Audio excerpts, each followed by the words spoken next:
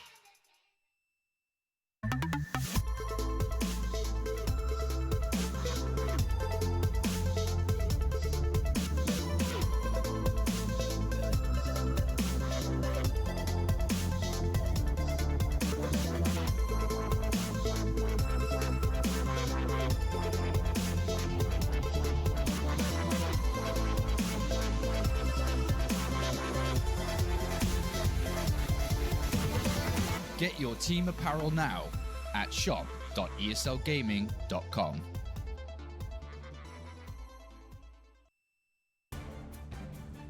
Hey, what's up, everybody? Welcome to the ESL King of the Hill. I'm Sajam. Tasty Steve. And we are here in the Burbank studios here for ESL to talk about the King of the Hill with you guys. We got some awesome matches that are going to be set up all day for you guys. Yeah. A couple of long sets between super strong players from Northern California and Southern California. That is really the thing about this King of the Hill, that we want to see talent from both coasts throwing down. This is a rivalry as old as it gets in the fighting game community. That's 100% true. Street Fighter has typically been like a kind of a fighting ground for a lot of especially the West Coast. So to see who is the best, especially with this program, King of the Hill, it's really smart, and we're getting these really long, drawn-out sets, giving the players time to adapt. So I think that's really cool. Yeah, one thing we don't really see in this game too much is long sets between super strong players. That's true. You know, in tournaments, sometimes you get 2 out of 3, 3 out of 5. This is a first to 10 games. 10 games is a long time to really figure out what you want to do and try to, really figure out your opponent, see what the matchup is. And it's so rare for these players to get to play each other. A lot of times when we ask them about it, they're like, I've never played a long set like this in this game. So it's hard to formulate a strategy. So it's often who just comes in prepared and knows what to do. Right. We take a chance. First off, I want to say thanks to ESL for giving us this opportunity, because I like seeing these drawn-out sets. So like you said, it definitely all comes to a head right now. We get to see live-action adjustment, not over a 2 out of 3 game set, but over a 10-game set. So there's a lot of information that's going to be processed, broken down, and then applied instantly once we see these sets. And so the way this is going to work, in case you guys are curious, is going to be a first to 10, as we mentioned, between the 2 players. Winner will get another chance to go against the King, as you can see it there. It's one player invited from Northern California, another from Southern California, and they will get a chance to play against the King, who right now is Christitarian. He's won 2 weeks in a row. Yeah. Seeing if he can hold it down from Southern California. Just the rule set, as you guys would probably expect. First to 10, as we mentioned, all characters are allowed. The beach and training stages are banned, which is pretty common in tournaments. Of course. That's the standard for all tournaments. Winner has to stay with their character, but if you do lose a match, you are allowed to switch it up. So if you want to go to a different character, then that's always an option. Yeah, I mean, and like I said, a lot of times we get these players who are actually kind of set on their ways. Right. And not too typically do we see character switches, but that's even more for the better, because we get to see those adjustments. Right. And then we get to see if they're actually going to change, and who knows, they might pull out another character. So. Yeah, exactly. And we can see our players for this week. Kelvin Jeon from Northern California, Alex Myers from Southern California. You can see Christitarian with that lovely little crown for Southern California. He's holding it down. NorCal has already lost LPN, XSK Samurai, as well as Julio Fuentes. Southern California, Ian Sanity, and Commander Jesse. Right.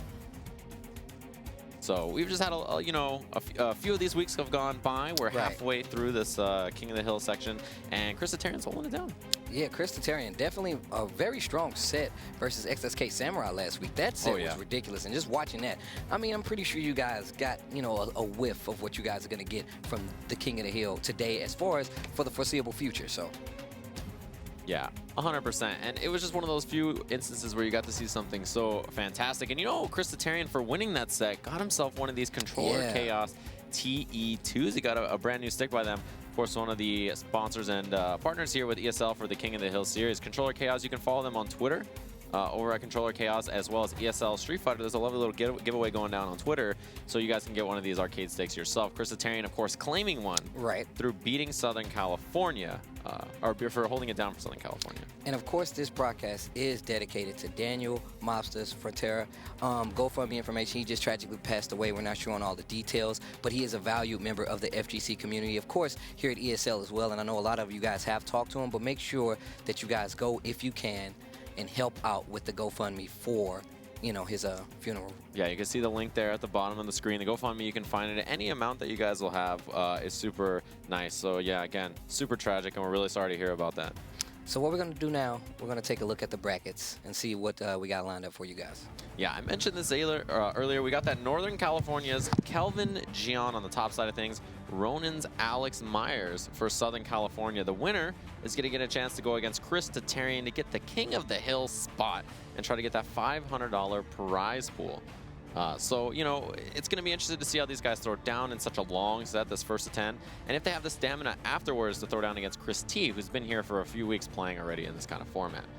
So, you know, it's really about whether Kelvin or Myers can not only stay composed against each other, but then figure things out and beat Chris, who's looked really unbeatable. I mean, obviously, it was a really close set last week with XSK Samurai, but, you know, he's never out of it. It was really close down to the wire. We could have been looking at Samurai here instead.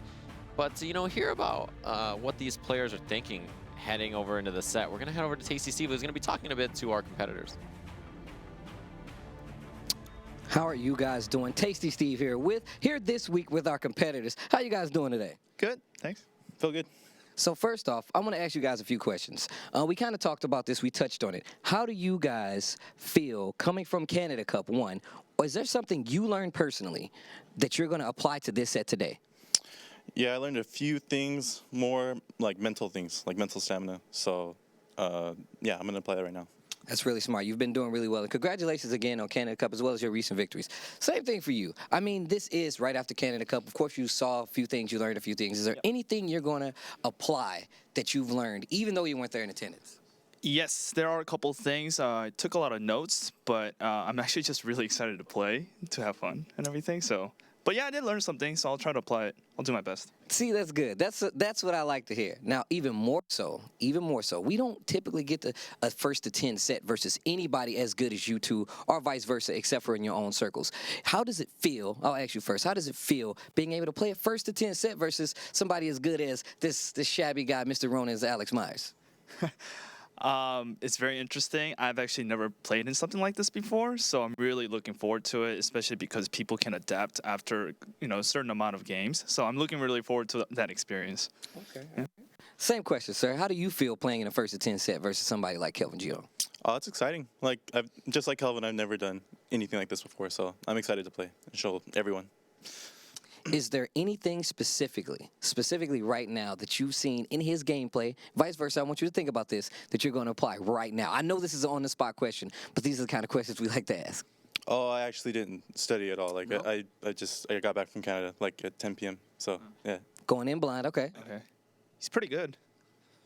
Yeah. Just going to be careful. Yeah, Kelvin's pretty No, you don't have to. No, Kelvin's good. you don't have to do that. Oh, save it for the video games, fellas. Easy. Know, Save it for the video games. Yeah, no, he's pretty good. So, I'll just. Get the mic back. Kelvin's pretty good. I think he's pretty good. So, with that being said, will we see any special characters, or will we see you stick? Hard-hitting question. Yeah. Mm-hmm. We'll find out. Right? Oh, we're going to find out. Wait, do you have any? Because we've seen you play multiple characters, like, since the beginning. But you've been pretty set on playing Cammy. Is there a chance that we will see a secret character coming from you anytime in the near future? No. No? Not right now. Maybe when Sakura comes out. Yeah. Oh, okay. And with the competition, even being here, do you feel like these opportunities presented, do you feel like these make you better, and do they help you for any other further tournament that you might be planning on attending? I think it helps for sure. Like, you know, the production value is really good, so you get to play in an environment where, you know, you're used to really good production, so yeah. Okay, same question. I'm actually really thankful for ESL for doing this and inviting me over. So, yeah, it's great. People get to see more of Street Fighter, what fighting game's all about. More exposure is the better. So, and the production value is pretty amazing. So thank you. Wow, great questions, great answers. I really like how this is going. Okay, so are either one of you guys ready to fight Chris T? Oh, I'm ready. You were so confident when you said that. Is there something that we don't know that you know about Chris T? Me and Chris play like all the time, so Oh, see, I didn't know it like that. Okay, all right. What about you? Are you excited? Let's just say you get by Alex over here. Let's just say, theoretically, are you prepared to fight the King of the Hill champion, Chris T? Chris is pretty good. Yeah. It's pretty good. He's okay, just... He's pretty good, yeah. I like him, yeah. Do you think that he's done homework, or you guys? I don't know. That's a good question. Maybe. Actually, knowing Chris, yeah, he's a smart kid. Do you think he should have done homework on you? yes, but he didn't do homework. Wow, the lazy, the upstart. Anyways, what we're going to do is, I know you guys are excited for more Street Fighter action, so we're going to take a quick break, and when we come back, I hope you guys are ready for this first to 10 between these two. We'll be back soon.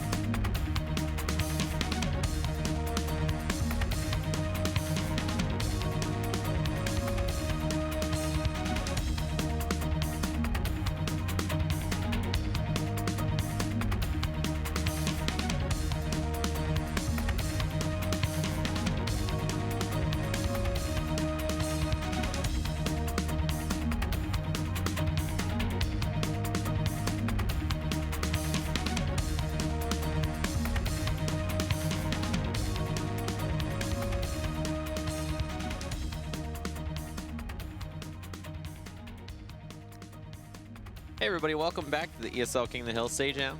Tasty Steve. We are back, and we just had that lovely interview where we went over there, and we concluded after numerous questions, Yes. hard-hitting questions. He was like a journalist on the grind.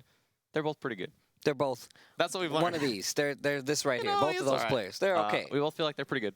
That's the moral of the story that we've learned there. You know, no fighting words. No fighting but, like, words. The tone. So humble, you know. But the NorCal tone. versus SoCal, but they're so humble. I like it. You know. I mean, I think that's a good way to come into this I competition. feel like in all strongly honesty. you will not see that in the gameplay. Oh no, oh no. So much disrespect is about to happen. I hope you guys are ready. But even more so, let's give a nice, cool plug to the rest of our team.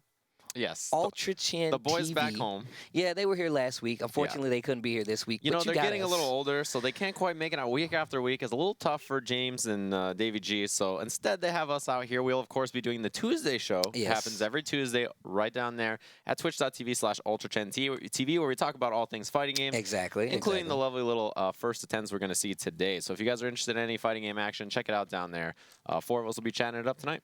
Of course. And let us not forget Controller Chaos, one of our sponsors, definitely helping us out, coming through with these sick designs. These guys are based out of Missouri, so a lot of love for me, and they have great designs, great products. Make sure you guys go check them out. The custom designs they get is definitely part of none. I mean, and we already seen Chris already take one home, so hopefully he maybe get another one. Who knows? Yeah, exactly. So Christitarian, as you mentioned, the King of the Hill will get a controller chaos stick, but anybody who follows controller chaos as well as ESL SF at home has a chance to win that. If you want to follow the ESL social media channels, of course, that is twitch.tv/ESL, which is what you're watching right now, as well as the Twitter channel ESL SF, of course, which stands for Street Fighter. You guys can get updates on all the lovely things going down ESL Street Fighter there, as well as, just all the things that ESL is doing on their main channel, which is what we're on right now. Besides that, it's been, a lot of chatter, a lot of he's pretty talk. good. But time to jump into the gameplay. We're going to have our first of 10 between Northern California's Kelvin Jeon and Southern California's Alex Myers. There they are. The high five. Oh, wow. That was a good one. See, that was a so-so kind of greeting right now. I like that, but look at Myers. He didn't flinch. He went right back into business mode, blowing in his hands because it's cold in here. Yeah, you see that? It was the handshake, V trigger cancel, high five, completion from both of them. That was pretty good high five. That was no Ultra David high five where it's kind of limp and you don't know where it's coming from. That was quality smackaroonie. Wristed high five. I like it. All right, so reminder, first to 10 between these two players. And the winner will get to play against Christitarian. Kelvin is in an interesting situation since he plays a lot of characters. The main character for a long time was Mika.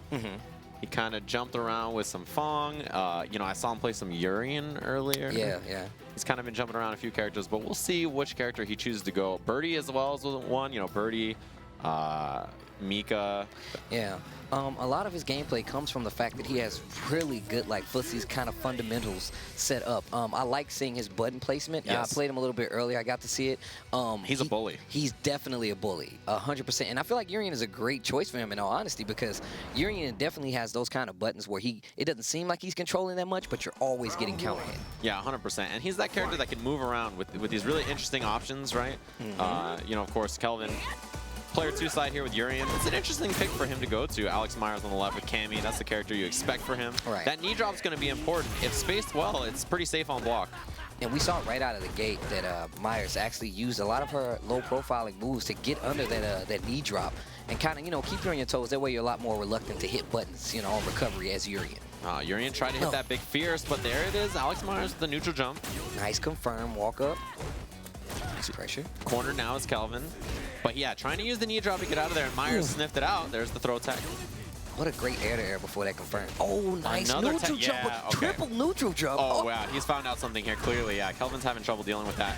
Okay, Aegis chance now, but it's in the corner, so it's tough to combo off it. Overhead. Gets hit by the overhead. Gets clipped into it. Bounce out. Oh, wow. Look at that stun bar. One more for stun. Yeah, you got to be careful. Myers backs off a little bit. Does have trigger available. EX! Oh, gets clipped by the EX headbutt afterwards. He has to be careful. Kelvin does have that EX, and he baited it. He was trying to make Myers uppercut. And the throw tech is good. Kelvin with the whiff headbutt, and no punish from Alex Myers. There it is, though. Jab. I like the checks. I mean, he didn't have any meters, so he wasn't looking for a headbutt, but jab just to confirm and then go through with the combo. Really smart. Yeah, so those headbutts from Urian, you can just duck and you'll get right under them. V-skill. That gives them, armor on that special move, as well as a little B-gauge for using it. Oh. Knee drops. Violence knee drop. Yeah, the spacing on those have been really great from Kelvin so far. He hasn't misspaced, and they haven't been unsafe. If they hit a little higher on the body, they're not safe on block. Right. Nice pressure. Decides to hit a button in between that Cammy pressure right there. Really smart. He was holding back anyway, trying to get to a safer range. And you see, it seems like Kelvin's maybe not having the best time at keeping Cammy out of the air, anti-airing a lot of these options. Her approach in the air is tough to deal with. The neutral jump doesn't work this time. And you see Myers committed to it, like just neutral jumping because he isn't doing anything about it. But right now, Kelvin Jeon definitely has the position in his favor. Still has the life deficit, though, just to get out. Yeah, just got out of the corner now. EX tackle, the crush. So long to confirm off of that crush counter. And you see, he didn't actually go for a meaty. He was scared of the uppercut from Alex. And this is definitely still very winnable for Cammy. He juggled out of the air. First game, Alex Myers. Kelvin had some interesting ideas, but you can tell, newer character, right? There was a lot of little situations where he would get the mirror out, the Aegis right, and he wouldn't, have the perfect spacing to get the combo off of it, or the mix-up wasn't just right. Definitely a learning experience for Kelvin in that first game. I mean, even so, look at Alex Myers. There's a couple situations he looked like he was in foreign territory there, so some of his reactions may not be the best, but he still seems to have control of the match. Yeah, you see that spacing on the knee drop again is really important to keep it lower on the body every time. You don't want to hit it super high up so Myers can get that big punish. Roundhouse tackle, that's a knockdown. Ooh, crouching fierce, dangerous headbutt goes through. Nice combo. The neutral jump again, and that was Pro Tech OS from Kelvin. It worked out. That EX dangerous headbutt right there. Gets a small combo. Nice wake up DP there from Alex Myers. Yeah, this time trying to bait the throw, and Kelvin didn't take the bait. The big fears, not turning into anything. No, the headbutt again, and Myers, yeah, he's having trouble dealing with this. Oh, nice. Nice tech right there. Nice awareness. There's that jab check from Kelvin again, and there's that EX tackle. It's so fast, so it covers the screen so quickly and it's safe on block. One thing Kelvin's doing, you've seen this forward medium punch from Urian, right? It's this lunging button he does forward, right. And he has an overhead target combo off of it. But what Kelvin is doing that button and then going low after, and it keeps catching him Alex because he's looking for that overhead. Right. And on top of that, Urian's, it moves him forward slightly, right. Like a lot of his normals do, but that special normal is actually really well. Covers nice airspace right there, so Yeah, if you you do get crossed up, you still get the chance to hit. Nice confirming the combo. Yeah, media after from Kelvin. Oh. Spacing on the tackle was good, but he couldn't combo off it. He was just a little shy. Oh, and this is what he was talking about button-wise. This is really being a bully. Kelvin hitting so many buttons at a crazy range, and even Cammy still has to respect it a little bit, but not before she loses this round to Critical Art. Yeah, big confirm from Alex Myers. He spent his V-trigger, got the combo, and, you know, Kelvin, lose that round. He has a little bit of resources to work with. It's important, you know, Urian built a lot of meter pretty quickly. You're going to spend it on those EX knee drops as well as tackles. You can use the EX Fireball for your Aegis mix-ups. So he has a couple of ways to deal with this. Again, yeah, I like that he's hitting jab there. He's no longer allowing Alex Myers to walk up and throw bait him. No anti-air. Oh, wow. You see Myers just slow this down to a crawl. Tired of hitting buttons at that zero range versus Urian. And it gets really scary. On top of that, the EX Chariot tackle is so fast, covers a lot of distance really fast, and you have to respect it in a lot of instances. You know, it seems like Myers is having trouble dealing with these knees. He's not anti-airing them. He's low blocking a lot of the time instead of stand blocking. So, yeah, see, he just has no answer. Yeah, and Kelvin has figured that out. And on top of that, you have to remember, he does still have a hitbox when he's coming down with knee drop. And you totally uppercut that out of the air if you have the right read. No, can't combo it, went behind. Counter hit confirmed from Myers, then he gets corner carry. He was looking for that roundhouse crush. Overhead. Nice block. Still one more mirror available. Another jump out from Alex Myers. That was really smart. Decided to jump off. Gets the crush counter on the headbutt, but not close enough because of the way our animation is. Oh, She yeah, just it was didn't get high. close enough, yeah. High on the body, but Myers didn't punish, and the tackle will do it. Yeah, that's a lot of damage on that. Yo, clotheslined her into the alley? All right.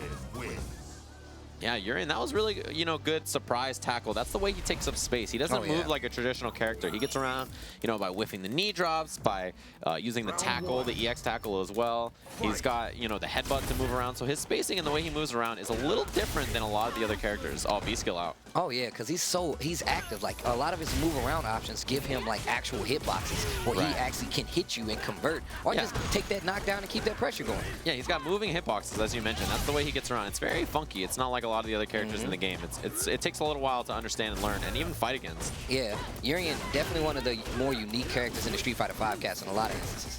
And you see Kelvin not opting to use heavy headbutt knockdown. He does the light one so he can keep positioning after. Oh, nice pressure right here. Oh, gets the throw. Of course, it's going to be back throw. He wants that corner position. Oh, neutral jump. Fierce. Nice. Aegis is out, and there's the challenge from Myers. He's got to be careful, though. The mirror's to his back. Yeah. Again, he got clipped. Oh, wow. The mirror in front. Instantly uses that other one and gets baited. And Kelvin Jeon has a smile on his face like, yeah, it's working. Oh, I got him. You have to be careful because if he has meter after Chariot tackle, EX headbutt is such a good option because he's plus anyway. And if you hit anything, chances are you're getting counter hit. Big combo. Yeah, and EX, you know, headbutt, so invincible and so many frames of invincibility on it. And, you know, that's the one thing you have to watch out. You know, Kelvin, he knows how to be a bully and take risks like that, right? That's his playstyle. Forward, aggressive, taking risks.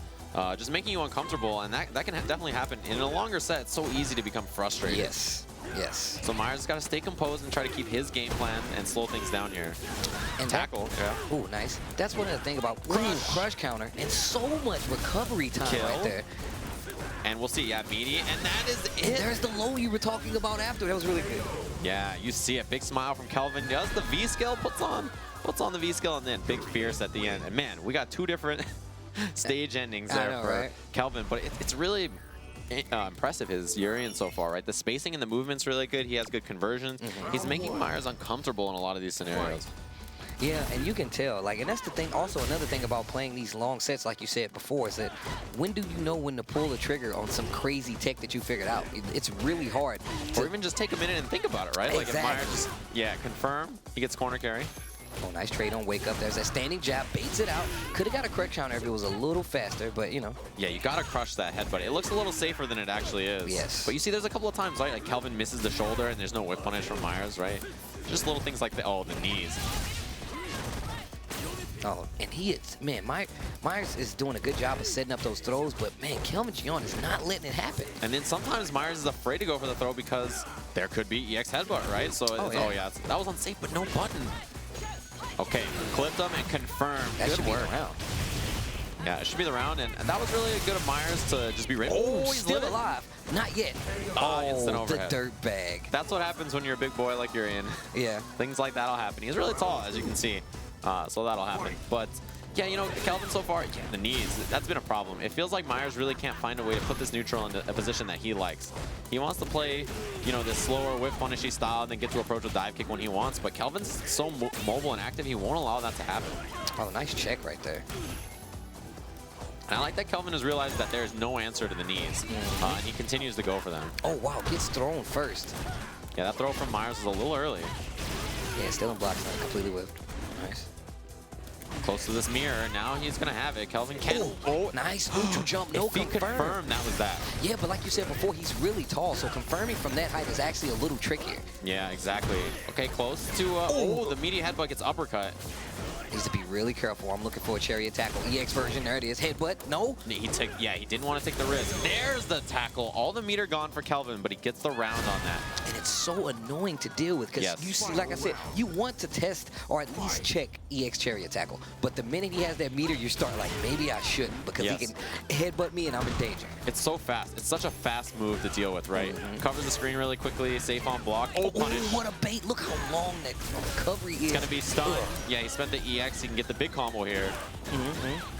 Nice V-skill power-up right there. And corner carry was so big. There's the big risk from Myers. He's going to get immediate after this, and we'll be close to even, although Kelvin with the lead. He does have EX bar. Let's see what he does. In the front. Eats it. Lots of damage. Yeah, you want to spend it this time around. We'll you want see to what get as close Kelvin as does. possible. Nice tech. He does have the mirror. Yeah, he puts it out. Low. The overheads have been blocked so consistently from Myers, just like that again. And this time, the throw is in favor of Alex Myers. He takes that second game, not easily by any stretch of the imagination, but he definitely takes the game. You see Kelvin tighten up because he had a fat smile on his face in between that last set where he was like, yeah, I got it. So, you know, the overheads are not working here. What Kelvin really needs to do is stagger the lows or walk forward, walk back, bait the throw, hit him into the mirror as a throw bait, right? That's one of the most powerful things Urian can do in this game. So you got to switch up those options and really make your mirrors count because so far he hasn't really got much of Aegis. Right. Well, it's really scary as well because people realize that one of the scariest things about his V-trigger is the fact that you have a constant hitbox on top of you at all times. So you don't want to hit buttons. Oh, this is big crush and the stun. Can get the big combo out of this. We'll see if he spends any resources. Oh, he should be done. Oh, but missed. he dropped the combo. Uh-oh. Never give Myers a chance. Cammy can come back off of the slightest hit just to get momentum in her favor. And nice check there by Kelvin Jeon with the jab. Saw the gap. It's like, oh, you're going to dash in? Well, now I'm going to hit a button. Yeah, just sticks out the little jab. And he's been doing a lot of those defensive jabs, you know, just to interrupt Myers since he's been trying to throw bait a lot. Myers now has to go for more frame traps to try to stuff that kind of stuff out. And you see the interceptive style from Myers not really working against Urian so far because he comes at angles that I don't think Myers is ready to cover. You see that knee drop again, not answered from Myers. He doesn't have a solution yet. Oh, neutral jump roundhouse and then follow-up tech. You see him learning. And that's what we were talking about earlier. It does still have a hitbox. It just looks really nice. Uh-oh, tries to walk back, still in throw range. Oh, nice block. Yeah, did the whole target combo that time. This is big fears from Myers. He can get positioning after as well. And he missed. Didn't want to spend the rest of that meter either, so nice throw OS to get out of there. Cross up, and he has critical art, but instead spends EX. Maybe okay, the dash. They both dashed. You know, had Kelvin stuck out a button in the trigger, he had all that meter and everything like that. That could have been a near death or death scenario for Myers, but dash happened to work out. Yeah, even if it's just the guess that you get, him having V-trigger on top of you is still a really good option to have for Urian. Oh, unsafe tackle on the punish from Myers. Oh. And you see Myers really not sure about where the movement's going to come. Is it going to be, EX tackle? Is it going to be headbutt? Is it going to be knees? Reset. Missed the media. Man, Myers has really got to figure out this media timing. Oh, blocked. counter. Oh, just regular, but this time he's going to use that critical art. Take away a nice chunk of damage. Poised to take this 5th game right here. Yeah, we'll see what he does on wake up Oh, back. once He missed again. the media again. That's a big problem, Low. This is going to hurt. Yeah, big down fierce. He gets the setup afterwards. Other side. Yo, they said this wasn't, hey, look, they said that wasn't a conventional setup to do. You see those videos and they're like, that's not practical. You see those Twitter videos of all the Urian setups and you say, that would never work in a real match. It sure did. Yeah. That was incredibly ambiguous because of instead, in that situation, right, where you do elbow into EX fireball, most people dash up, they do forward medium punch mirror. Yeah. But instead, Kelvin took the over-under to the other side since there was corner positioning, got the low, confirmed, you know, in an EX fireball into the tap. Oh man, this is a big miss from Myers. This is a lot of damage. And that setup was so good from Kelvin Jeon. That's one of those things that, you know, as the setup set goes on, he's got to pull out more setups, Yeah, that's right? true. He's got to have more options to make Myers, you know, hesitant about where to block. And I feel like that's going to be the hard part, especially with a character like Urian, who, once you see his moves, you know what you're looking at. You know what to test. So I feel like the mix-up game gets a little harder with a character like Urian. Yeah, that's going to be the round. Not sure what Myers was looking for after that EX tackle from him. I mean, you know, if Urian has no meter, you got to just check him. Yep. You just got to hit jab strong, you know, make sure that he's staying honest afterwards. If there is meter, there is the threat of headbutt, but yeah, in that situation, not sure what the plan was from Alex Myers. Gotta wonder how his resolve's gonna look against a newer character in a long set where he's still trying to figure stuff out. Oh, unsafe. Nice confirm. Oh, finds the hit again. And just like that, oh, reversal EX headbutt right there from Urian. And you see he pilots the knees away. He tried to steer it forward and whiff so that Myers couldn't punish, but the uppercut was ready anyway. And of course, Myers burns that critical art, still has trigger available. So you know he's looking for that hit just so he can confirm and finish the round. Really smart. And Myers has gotten so good at managing that meter. Like, you're like, oh, he just used critical art. He doesn't have any tools left. Next thing you know, counter hit, trigger activate, lots of damage. And he has an additional mix-up. Ah, so good. And the throw bait has been working on that neutral jump a lot. So Myers, I think that's the option he's got to go to instead of grounded throw baits, maybe neutral jumping to bait him.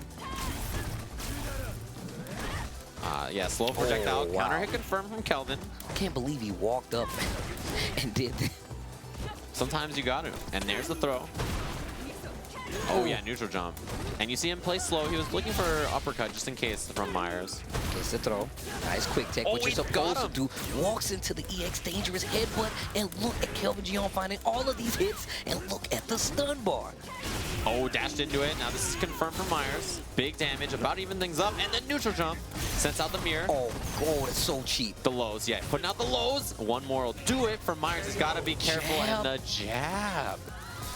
Gotta keep him honest. Even a character like Cammy, who looks like she just does whatever she wants on the screen, you can't be afraid to check her, especially in between those strings. We've seen Myers do it a lot. He'll do like crouching jab. I think the issue that he had there was he did neutral jump roundhouse, and Urian is so tall that the normal got blocked so high on the body, he didn't have as much advantage as he thought, right? Because the character is just so tall that it created a different situation than Myers is probably used to. There's that throw range from Urian. Nice. Finally, the challenge from Alex Myers. He does get pretty good meaty pressure after his throws. You can go for a couple of options. No confirm off the double jab. You got to wonder if Myers is maybe dropping stuff now as the set slowly slips away from him. 4-2 is not too far of a deficit, but you really don't want Kelvin to go up more games. Oh, yeah, especially in the first 10. And this time he doesn't have meter. Nice check right there. That way you don't have to worry about headbutt. Oh, look at the hits that Mr. Myers is finding right now. Yeah, I like this tighter pressure. Not giving Kelvin as much room to space. Oh, that is a great V reversal option from Myers. Cornered now, but he got away from the mirror. Oh, overhead. Oh, nice blocking and puts himself in the corner. Tries to follow up with the knee drop, and that's going to be that critical art to take that first round. You know, Myers could have done roundhouse crush counter, fierce, V-trigger, fierce, and he didn't have to spend any resources. Instead, spends the full bar. A punish and a kill is a kill, but more optimal for Myers. Could have saved him a lot of resources. That's that unfamiliarity kicking in. Like we said before, this 100%. is a newer character, and a lot of people don't know how to fight him.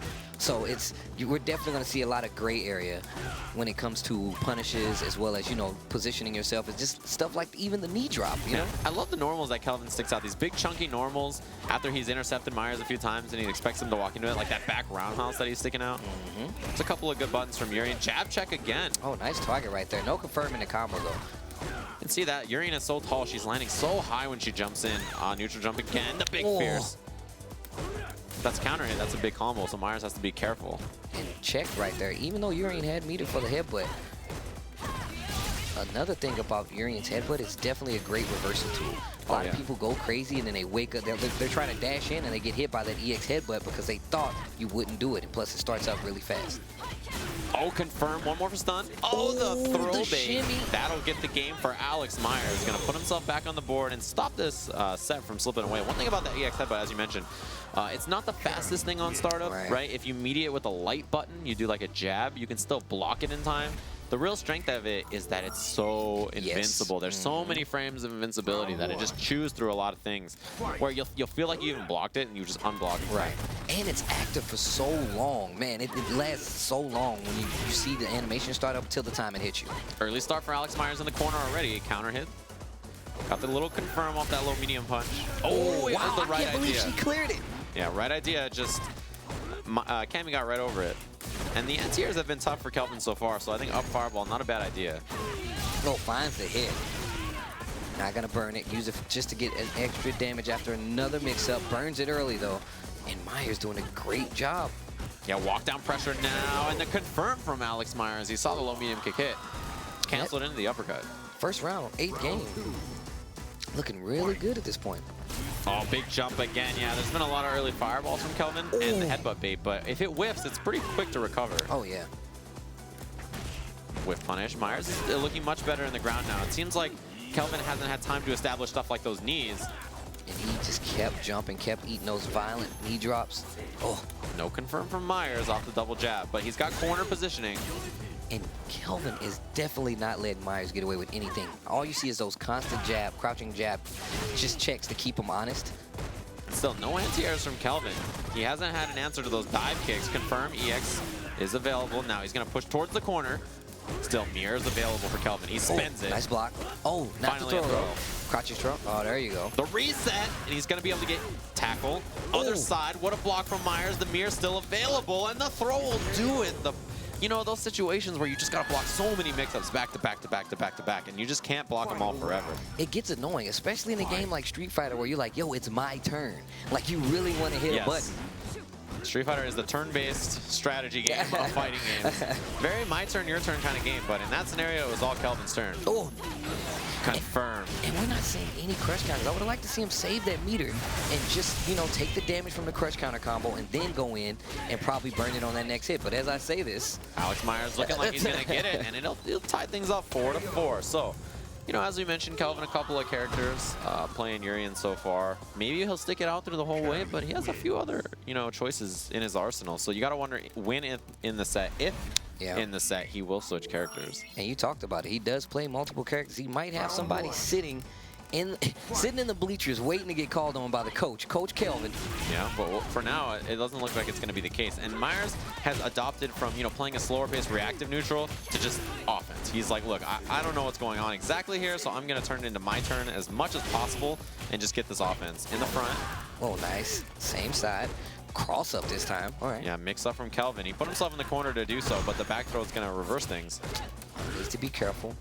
Urian getting really close to that V trigger. Still has the life lead, and that's going to be just bad situations all around for a character like Cammy. But she finds hit. Going to try to go for the mix-up. Tries to go for the throw. One more will do it. Got to watch a jump in into instant overhead from Myers as well. Good blocks from Kelvin. He still has a mirror. Oh. The walk down pressure is good. And look at the blocks by Mr. Jeon. Gets the standing one. Falls on it and just wake up. Had he blocked that, he could have got the big fears into the mirror, into the combo, but instead, Alex Myers, the round, because of that reversal uppercut. Oh. And again, that early start fireball from Kelvin, he's kept that up throughout the set. Media headbutt whiffs. Needs to be really careful. Look at all the resources what that a whiff Mr. punish. Kelvin Jeon is sitting on over there. Nice, dangerous EX headbutt. All right. And you see that Myers jumped away from the headbutt. I wonder why. If you just block and whip punish, or if you try to whip punish, it's very hard. Yeah, I don't. Oh, okay. Got to be careful about that, the roundhouse tackle. And not a real meaty setup from Kelvin. There's a couple of ways to do it, but that double dash didn't get the job done. Counter hit confirmed. Got to watch the jump from Alex Myers into the EX dive at this point. Oh, got him. Oh, what a reaction right there. I like it. Didn't want him to establish that V skill. Yeah, it there it changes is. the pace too. Like, you have to respect this so much because he has good anti-air options and he gets armor on those specials. Confirm again. One more from Mir. Can do it. That should be it, and it is 5-4. Alex Myers takes the lead in the set. Cammy. And they are going in right now. Yeah. Okay. It's gonna be interesting. We'll see what it seems like. Kelvin is suggesting that they want to go to character select. You know, this week there. There it is. There's the character select. This week there is no break in the middle of the set. We're gonna run out the whole entire first to 10. So the players get to choose whether they want some time right here, right, by going to character select or not. And it seems like Kelvin is maybe either gonna think about things, perhaps a new character, or maybe he just wants some time to think about the matchup. All right, so now Myers checking the internet. Nice fly there books she over is. there. The character that everybody loves to hate, or Mika. I love the character personally. Yeah, but, me too. I think Mika's great. And you know, Kelvin earlier was even saying mean things about his own character, Mika. He was saying that they should definitely nerf. Seems like Mr. Myers has some notes written up for Kelvin Jeon's Mika. He has some ideas he wanted to write down. He mentioned to me that Xiaohai told him how to play the matchup. Really? He was giving him advice on the matchup before losing to Knuckle Do, of course. But we'll see what it's going to be. I mean, Kelvin has a pretty funky style of Mika. He's not afraid to play slow and just really bully you with one clap, one whip punish. And once he gets the offense going, he's a real steamroller kind of guy. And it's really scary because unlike Knuckle Do, he plays so much more a slower pace. He wants you to hang yourself in a lot of instances and still operate off of that initial fear that you're fighting Mika. So it's really good, and it definitely plays out in his favor in a lot of situations, much like that one. Yeah, regular throw early. You got to be careful. Yeah, there's the wake-up drop kick from Kelvin. He's not afraid to take risks like that. See the dash forward. Oh, nice neutral jump using that falling light kick. One thing about, great interrupt, that fierce. Such a fast button. It's got the priority to deal with it. And now, Myers corner positioning. Ooh. Dashed into it. Myers didn't have, could have been a bigger punish. And he really wants that clap. And I know how that goes. Being an Mika player, you get in that corner and you're like, all I got to do is touch him. You got full trigger and meter. You're like, yo, if I mix him up once, it's Cammy. She's going to die. And Myers is like, nah, man, we're going to keep these buttons. Yeah, and Kelvin, you know, being a little disingenuous with the drop kicks up close. I think he's got to stick to playing more grounded footsies first. Oddly enough, I saw Myers playing in training before anybody picked up the stick. And what he did was he had Mika set to a standing medium kick and kept punishing it. Interesting. Well, it's going to be huge damage here. Alex Myers seems to really be ready for this Mika pick. We'll see what the mix-up is. Tech. There's a tech. Oh, what trigger. Nice. Other side, and Myers out of there with that throw tech OS. Kiss the throw, the crouch throw. Oh, crush counter. Lots of damage. One more for stun and perhaps the round, but the jab trade, and then jab will do it for Alex Myers, who goes up 6-4 in the set. So yeah, it seemed like Myers super prepared for this matchup. He had coverage at all the right ranges. He's playing at a really good range to deal with all the Mika approaches. I think Kelvin really has to start switching up what he's going to. Because, you know, if Myers is ready for all the approaches as Mika, you're not doing it right. There's so many ways for her to get in. Oh, it's huge. It's going to be a massive start to things. Oh, interesting little reset attempt. Yeah, Myers is ready for it. Throw bait again. And you see those normals, yeah. Kelvin much more buttonsy up close, trying to defend himself preemptively before Myers gets there. Yeah, the no-move buttons from Mika are actually pretty good. Standing medium kick, standing strong. You still got fake drop kick as well as like charge drop kick, so that's pretty good options. Myers the coverage, he's got the corner positioning. Plus frames, and there's the jump out in the front, and Kelvin does block. Oh, wow. Yeah, that's confirmed. Wow. And like you said, Myers is super prepared right now. Yeah, he's kind of smothering Kelvin up close, and then as soon as there was that lead, he backed off, let Kelvin hang himself, and then immediately whip punish was ready. Anti-air.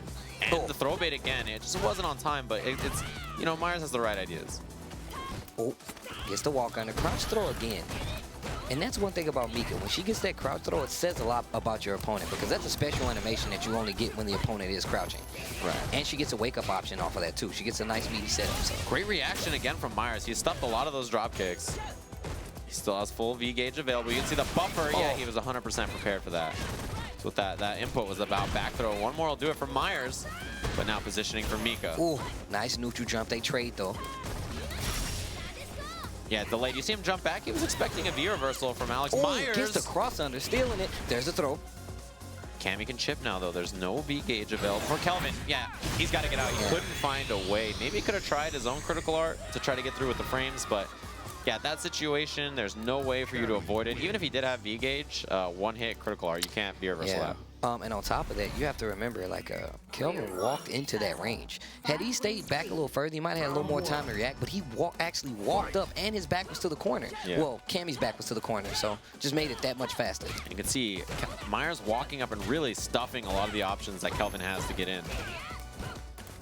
Oh, dash up does get intercepted, and Myers playing a real reactive game, but also when he does get the offense and he gets in that footsie range, really stuffing so many of the opportunities that Kelvin's trying to take. Like right there, right? Those forward medium kicks, you know Myers is looking to stuff them. Medium pressure, yes, and he baits the throw. Again. Oh, wow. And Kelvin's got to figure something out here. There's that big counter hit jab and a confirm. Now he's got a big chance right now. If he can get this mix up, this is going to hurt. He's probably stunned. Yeah, that is definitely a stun. That combo will stun you if you get hit before it, always. Gets the extra V gauge. Oh, it was a crush after, and he didn't confirm it anything. Oh, my. Run up Brimstone from Kelvin Jeon. Some weird drops from Kelvin. That combo didn't actually work. It was a reset. And then afterwards, missed. You have to do that forward fierce. He could have just done wingless airplane to close it out. So some drops. Block on the other side from Kelvin. Well, yeah, no reaction to the dropkick either. That's a good sign that Kelvin's switching up his neutral. If your opponent can't react to your dropkicks as Mika, it means you're changing up your options. See what the pressure is. Oh, nice. That trade was definitely in Kelvin Jeon's favor, but not this, though. Pressure. Saves the last of that meter for one additional mix-up. Oh, wow. Oh, the throw tech again from Kelvin, and one hit for stun. Oh, the throw again. Yeah, so much mileage Myers gained from Kelvin, just whiffing after whiffing after whiffing all these throws. And looking like he could go up 8-4. You know, 7-5 is a much easier deficit than 8-4. That's tough. It's a lot of games you got to win. And we were talking about that neutral jump from Myers. Oh, man, lots of whiz. And this time it's actually working out. Finding those hits. Whoa, wow. Just gets opened up by that last hit and gets the big counter hit. Here comes Kelvin Jeon. Oh, did he block? The escape. Yeah, he just wanted to get out of the corner, but instead now, Kelvin trying to chase down. There was that stun gauge. Finds the hit. Yeah, and Kelvin was a little overzealous. He ran into it. Counter. EX, and it's not enough. One more from Myers in the game. Oh, no anti-air. He could have got EX wingless airplane But he was already in the air. He was convinced that jump back was going to be the option to stuff whatever Myers was doing to approach. But, you know, preemptively, it didn't work out for him. And now it seems like Myers has gone up so many games here. 8-4, this lead. And then ask for a break. I want you to stew in this loss that I just made for you. Get yourself a bowl and get you a spoon. I want you to eat some of this stew that I'm creating here. Remember, he said earlier, Steve, he's pretty good. He's pretty good. He's pretty good. It's like we're back into things. Oh, the drop kick misses, and that's one of the issues that Mika will have, is that drop kick, you know, afterwards you try to walk up and throw or something like that, your opponent will just walk out of the way. Right. Pressure, close to stun, and there it is. There is the stun again. Oh, big whiff, but Myers keeps up the combo anyway, working on a perfect, but the back throw. And the wrist, man, he really did the uppercut. And the standing leg kick, the little standing leg kick, not quite full screen, but, you know, goes pretty far. Right, has great range, and it's definitely like one of those buttons to see if your opponent's respecting you or not. Big jump in again, gets the regular throw. Myers one round away from going to set match, if he can take this one. Low forward buffer. Oh, the crush again. And there's the confirm. Look at all that red life. Walk down, V-scale to the other side. On the confirm, yes, he does get the corner carry.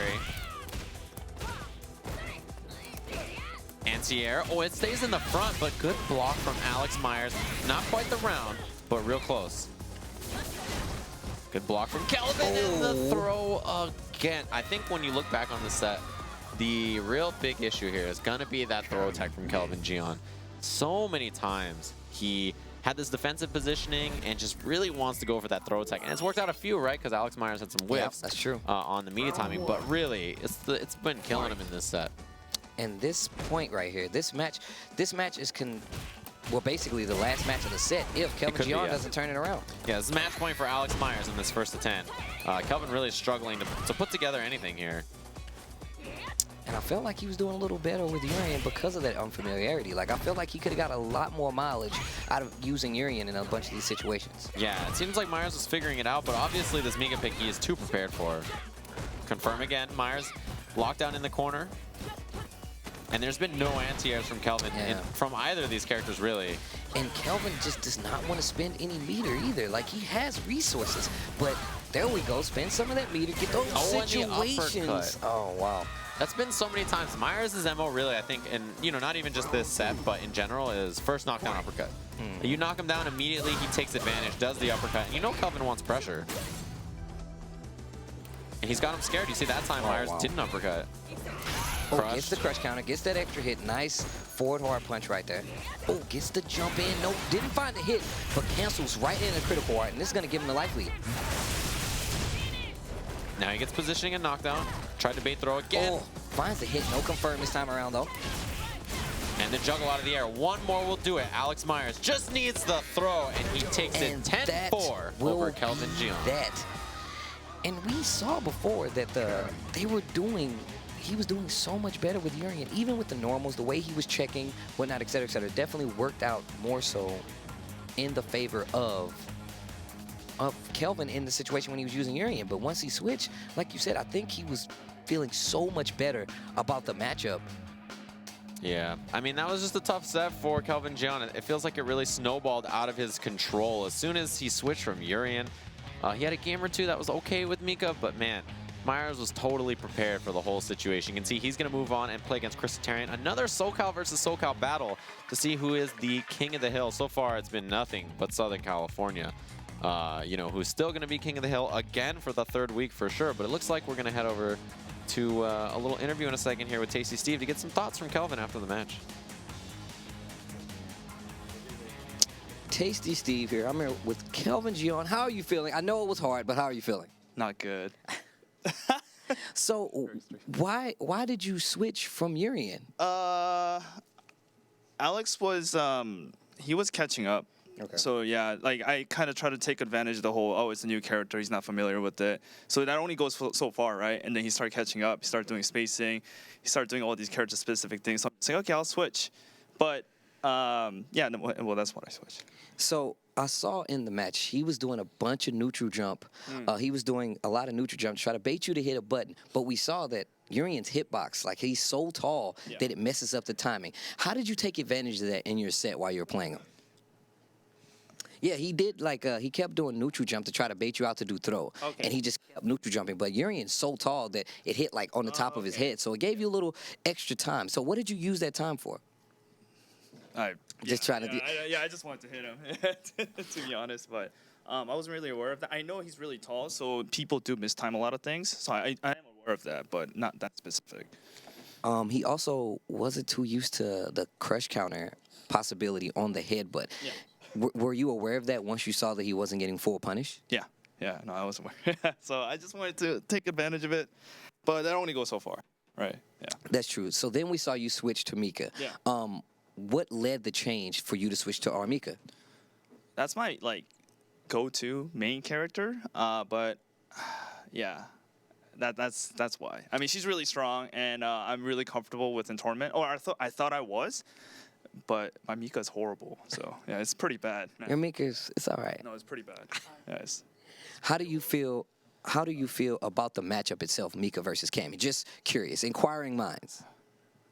I think it's like 5-5, maybe slightly Mika. Actually, probably 5-5 because Cammy, she can outpoke her or whatever, but she has no health.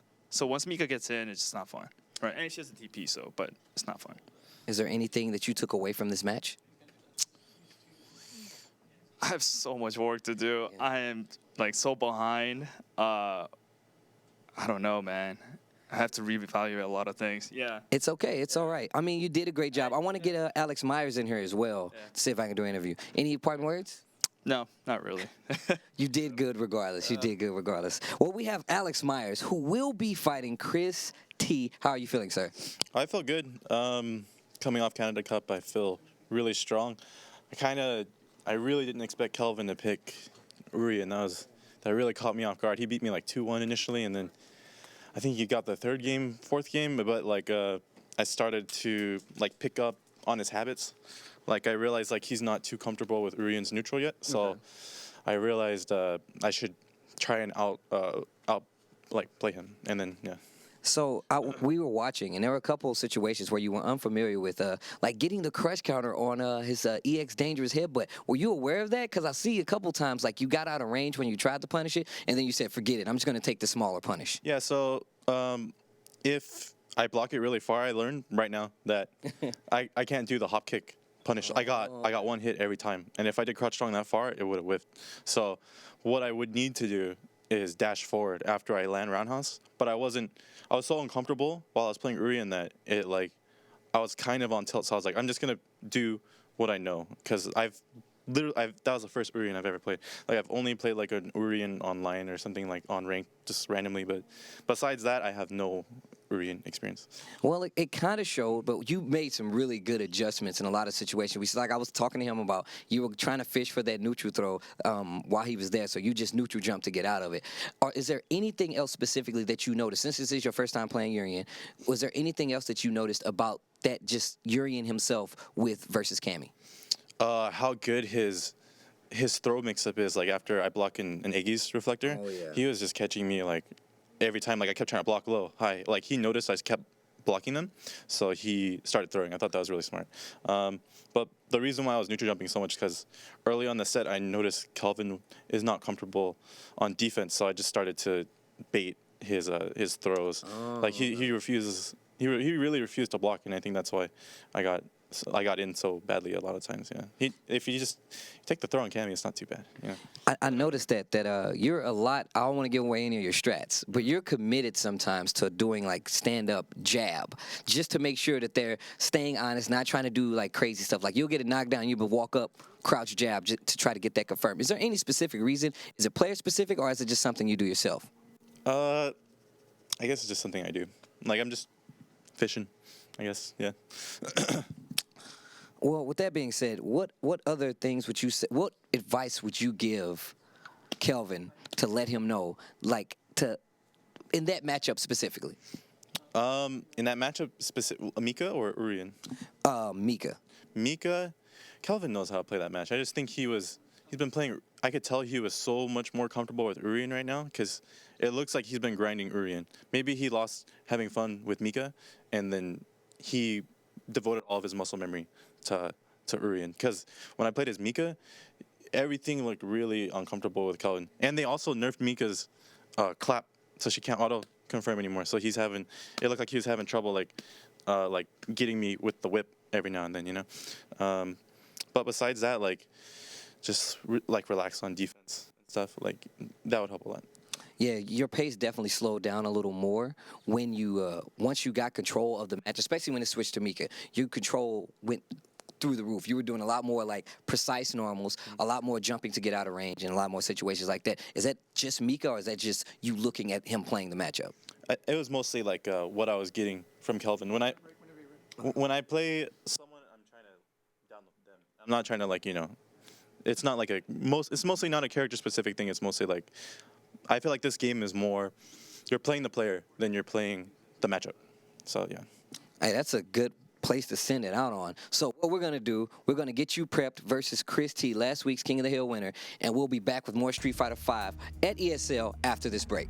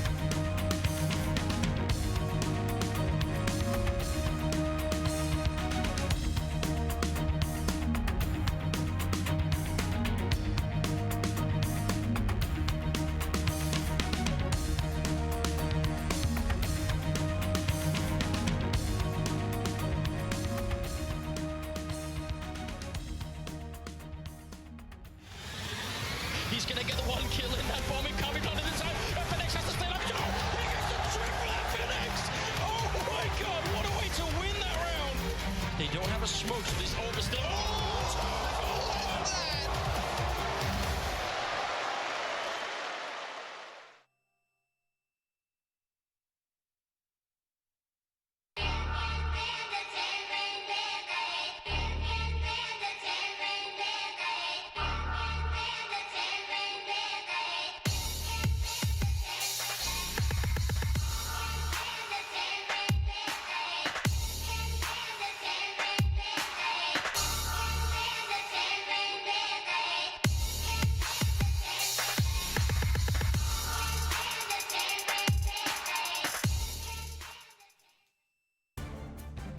Hello, everybody. Welcome back to ESL's King of the Hill. I'm Sajam. Tasty Steve. This is the one and only Tasty Steve. We are back here in the lovely studios here in Burbank, California, and Southern California, of course, which is where all the champions so far for this ESL King of the Hill have been. This is supposed to be a rivalry battle between Northern California and Southern California, but guaranteed that 3 weeks in a row, Southern California has won. Yeah, it's guaranteed at this point. Right. NorCal is looking a little too easy at this point, man. I'm a little worried. You know, there's still another week, Steve, so we could see if they could come out swinging next week and maybe get the last one, put that final nail in the coffin. Yeah. But if you don't know the format so far, we've been playing some Street Fighter. It's been first to 10 sets with Northern California versus Southern California. Winner gets to play and see who is going to be the king of the hill. So far, that has been Chris Tatarian. He has won 2 weeks in a row. We'll see if he can get this third week. He'll be playing up against, of course, Southern California's Alex Myers, who beat Kelvin Jeon of Northern California. And just in case you guys are not aware of the way it works, we're doing first to 10 sets. All characters are allowed, and of course you can play on all the stages except for the beach, of course, and the training stages, which are banned. Yeah. And the loser can still switch characters, and that's probably not foreign to most of us, but it is still an option. Yeah, exactly. Pretty incredibly standard rule set, right? It's just the way all these Street Fighter tournaments are played. We can see the player select screen here. Kelvin Jeon, you can see in the bottom left there. Grayed out. He'll be heading back to Northern California. We have a new player from Northern California and Southern California here next week, but now we're going to have Alex Myers from Southern California versus that king. You see a little crown there for Chris Tatarian. Going to be throwing down in this first 10 set to see who will be the king of the hill and win this $500. Chris T has already got a nice little $1,000 for himself, as well as one of those controller chaos fight sticks. You know what I mean? He's got a couple of those, got some money in the bank. Just, you know, so far it's been really incredibly impressive so far. We're going to take a look at this little bracket. If you guys missed it earlier, Kelvin Jeon and Alex Myers played a first to 10 in which Alex Myers won 10-4 versus Kelvin, who played Urian as well as Mika. Now he'll be going up against Chris T, who is the two-time King of the Hill champ, looking to see if he can get this third week in a row of being the king of California. It looks like, you know, we're going to head over to a little interview to hear from both of our players before this set is going to be going on with Tasty Steve. Let's head over and hear what they think. Ladies and gentlemen, we are back with our players once again. Of course, we have Ronan's very own Alex Myers, who is about to play our most recent King of the Hill champion, Chris T. I'm going to start off with Chris T. So, how are you feeling today? Feeling pretty good. So, you just saw Mr. Ronan Alex Myers do an amazing job at Canada Cup, and you just watched this set. Are there a few things you're keeping track of for this set? Not really. Alex and I kind of play quite often, so I think we have like mental notes on each other. So I'm just going to ride off of that. Okay, so I'm going to ask him the tricky question. Who wins most of these sets? You know, when we play casuals, Chris usually wins. But lately, when we play in tournament, I've been winning. So, yeah. Okay, the plot thickens. The plot thickens. All right. Do you feel like there's anything that you don't have to say? Are there things that you keep in mind that are special to Mr. Chris T as a Ken player and a Street Fighter player that you never take advantage of, that you might possibly exploit? I'll exploit as much as I can. Oh, that's what I like to hear. Same question. Do you think that Mr. Myers has any tendencies that actually play to you, and even more so that it might have made you a little better as a player since you guys play so much? I don't know. You don't know? Everybody has tendencies, and it's kind of, I can't just bank off of what I've experienced before or what I've seen before. Even just in a set with Kelvin, I have to experience it myself, and if I'm able to pick up on his tendencies while I'm playing him in this first attempt, then I'll for sure be able to expose it so I can win. Is there anything that you saw? Who were you more prepped to play? Were you more prepped to play Kelvin Jeon or Mr. Myers? Neither. I knew that it was going to be close. I thought it was going to be a close set between them. They're both really good players, so I was just kind of expecting whoever wins just go handle business. Do you feel like your character has an especially hard time versus Ken, or do you feel like it's one of those things that is left to the player? It's either like slightly in Cammy's favor or 5-5. I personally think it's like it could go either way. Like 5, it's probably like 5-5. Because she does pretty good damage, but he does like really good damage. If he can get in on me, that's where Ken can win. You know, so.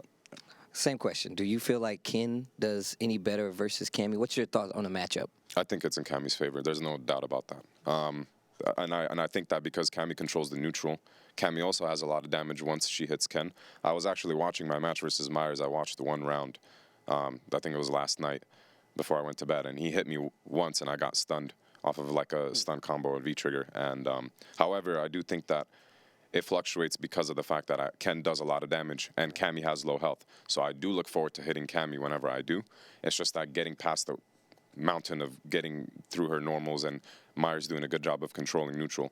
I think that like at that point you can even just watch Momochi versus Zhao at the ESL Brooklyn Beatdown tournament, where it looked like Momochi was pretty much controlling the entire match, and then Zhao still ended up winning somehow. So I do think it's one of Ken's worst matchups, probably top 3. So Okay. I also have a question for you.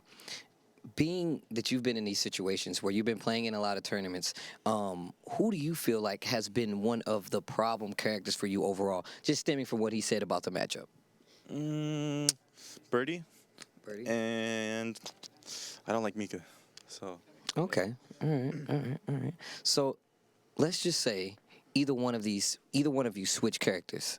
Do you feel like it's more likely that he would switch characters on you than you switch characters on him? Because we know you're a Ken specialist. But is there any situation in which you feel like Mr. Myers has the upper hand enough to switch characters? well, to kind of go back on like the past question, when you were asking about the matchup in itself, it wasn't like I was saying the matchup is really, really, really, really bad for Ken. I'm just saying it could be 5.56 for Cammy, just because of that control in the neutral. So because it's such a close matchup, I don't think either one of us are going to change. I think we're just going to gun it out with our mains. Okay. Last question. Do you feel like these sets, this is for both of you guys, help you go towards your next event that's coming up? Because I believe it's Red Bull Battlegrounds or whatever the case. Do you feel like this is a great prep? Playing these long sets, it being kind of on the stage with this production value behind it. First, you. Yeah, I think it does help, like mentally, but the big difference is these are first to 10s. And you're playing like, first to 2s, maybe 3s in top 8. So it does help, and at the same time, it doesn't help. It does definitely help you become a better player in the long run because it allows you to test your abilities to adapt in a long set. When it comes to like the tournament standard 2 out of 3, 3 out of 5, not so much. Maybe you could watch your first to 10 that you played today and pick up on the habits that you had and be able to fix those in the, you know what I mean? Like fix the ones that you were kind of doing early on or that you adapted to, and then use those adaptations in your 2 out of 3 next time. You know what I mean? So you don't get in the rhythm of doing bad things. Well, that was really insightful, and I really like asking these questions because it gives you insight to the players before they play another like worthy opponent. All that's left is to see how this plays out. We are at Street Fighter ESL King of the Hill Challenge. We're gonna take a quick break, and then we're gonna come back. We're gonna let these two get at it. Stay tuned.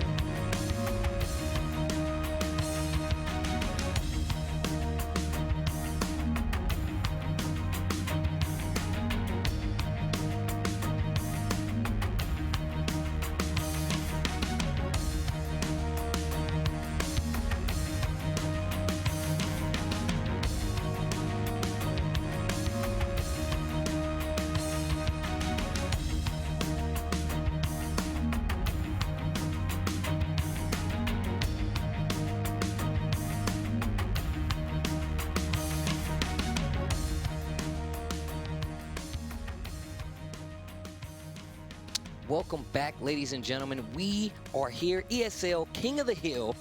I am Tasty Steve, joined here by the man, the myth, the hair, Say Jam. How are things, Steve? It's good to be here. It's going good. We just saw a crazy set, and we're about to see another one.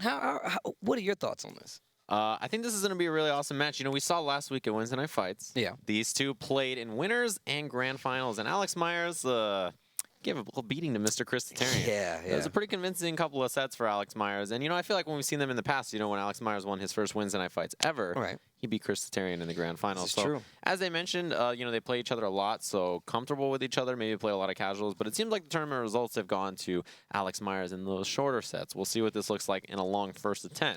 Yeah, that's one of the beautiful things about playing these first to 10 sets. We get the long, drawn-out chances to see these guys evolve over time and see some of the small adjustments they make. You don't get that in a tournament setting. You only Right. get that if these guys are streaming on their own personal time, some crazy exhibition. This is the crazy exhibition part of it, but it's really good players that you guys want to see, of course. Yeah, before we hop into that, we're going to talk a little bit about a couple of things. One of our lovely, you know, shows that goes on for weekly fighting games events. That would be the Ultra 10 TV show, which, of course, is going to happen Tuesday night. Every Tuesday, the Ultra 10 show is going to go down. We will be there. We are, of course, on the Ultra 10 TV show. Yeah, we show up now and again. We stroll in, the hair, the body. We make sure to say hi. So we're going to be talking about all things fighting games if you guys would like to tune in the show tonight.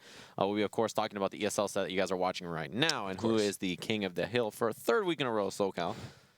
In the meantime, one of our other lovely partners with us for this event, of course, has been Controller Chaos, who is now giving Chris Tatarian a fight stick for winning 2 weeks in a row. And if you guys are at home and you'd like a chance to win one of their lovely customized products, you can, of course, follow them on Twitter at Controller Chaos, as well as ESL SF. That is, of course, ESL Street Fighter, which is the social channel you guys can keep up on. We are, of course, being broadcast on twitch.tv/ESL, the main channel here, which is where the action will be going down next week as well on Tuesday. So if you guys want to tune in 3 p.m. Pacific Standard Time, same time, new players, except for whichever king will win, of course. And that's what we're about to jump into in just a second here. So let's take a look at this first to 10. As I mentioned, you know, in tournaments kind of look like a set that's going to go clean for Alex Myers. Yeah. But this is a long set. This is one of those ones where you got to adapt, and you got to be worried about maybe going on tilt as things progress or keeping it, you know, together. And that's one of those strengths that we've got to see both players, you know, bring out, right? Can you stay alive in these longer sets? It's going to be Cammy for Alex Myers on the left and Chris T with Ken on the right. And that's one of the things that we like you said, we don't really get to see. 2 out of 3s are very sporadic in a lot of instances. I mean, it's part of the reason why, you know, when you get to the top 8, it's always 3 out of 5. That kind of plays a part into this. It plays a part into a lot of the gameplay. The fact that you have to know if you want to go home with, you know, the money and the controller from Controller Chaos, like, you have to be able to adapt over a series of games. You don't get one out where, you know, you get a lucky chance and you take a match and that's a 2 out of 3 set. No, this is about the long game. How long, that mental stamina, that fortitude it takes to win out over an opponent, a very good opponent at that. And like you said before, we just saw them at Wednesday Night Fights, and he's only won 2 at this point, and they've been like monumentous for him because those are his first time doing both of Wednesday Night Fights that Alex Myers has won have been over Chris Tatarian. Right, so it's been a couple of times now where Chris T and him have played, and it's come down, and Alex Myers has gotten the W. You can see warming up the hands there, getting ready to play this first of 10. They're in it for the long haul. It's a long set, so you got to be prepared the whole time. You got to, you know, if you're down a couple of games, you got to be able to mentally figure out what the game plan is, come back into these sets, and really try to understand what the plan is going to be. Right. It looks like they're getting set up over there. And again, you have to keep in mind, right, these players playing for some money. Chris Tatarian already $1,000 richer. We'll see if he can go up to $1,500. And if he wins all 4 weeks, he just collects this fat paycheck from ESL. They've been awfully good to him so far. Obviously, I mean, ESL must be prepared to cut that check because Chris T is still here winning games. Yeah, signing in names. Chris T. Chris Tatarian. Hopefully they got that check ready for him. But I mean, it's been pretty convincing for him so far. Of course, Ronin's Alex Myers on the left has been, you know, a bit of a thorn in his side at a couple of events. But yeah, it's going to be a long one. And this matchup, as you mentioned, they talked a little bit about Cammy versus Ken. Main thing to keep in mind about this matchup, it's volatile.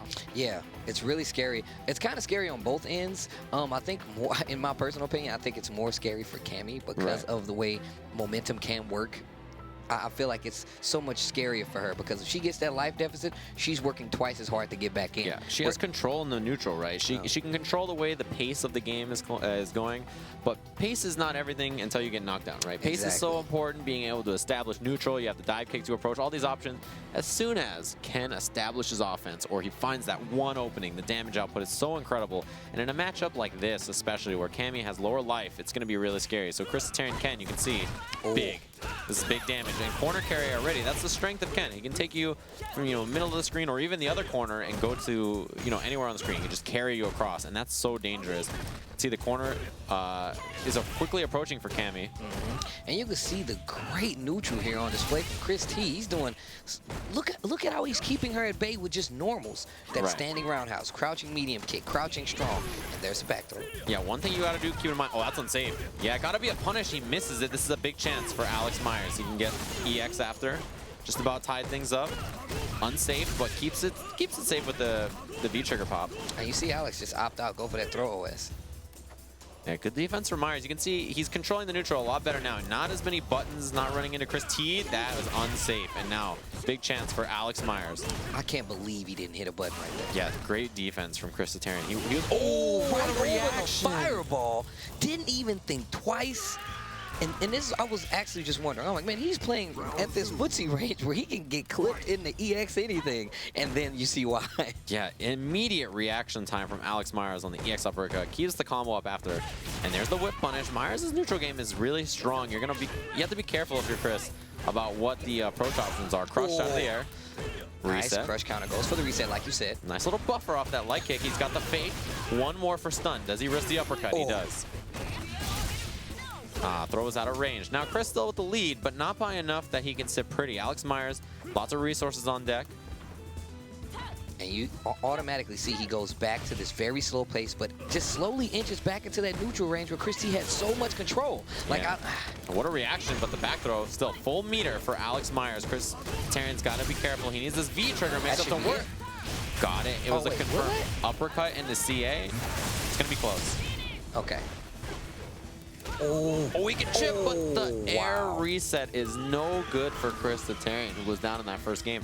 A lot of times you're looking for that fireball or that, that fireball cancel, right, to keep yourself safe and space things out. When there's that little air reset, your opponent's going to flip out, fireball will land, or fly right past him, and Alex Myers on the game. See that, it seems like Chris Terran has a lot of neutral control. He's hitting the buttons, but Alex Myers' buttons are counting more, right? They're more about where they're planted. They lead to more in a lot of these scenarios so far. And this is one of the few times that Chris has got the offense going. See, great whip punish from Alex Myers. Even if he's hitting less buttons, that's unsafe.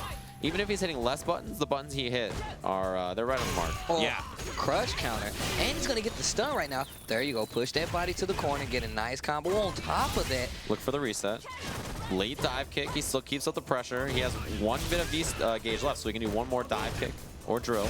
Oh, nice. Finds the EX Tatsu in the air and keeps the pressure up right now. And Myers, like, uncharacteristically not hitting buttons on, like, in that range. It's kind of crazy to me. Yeah, his defense is really on point. What a reaction. Alex Myers throws out that low medium punch, gets two of them, and keeps it up with the uppercut.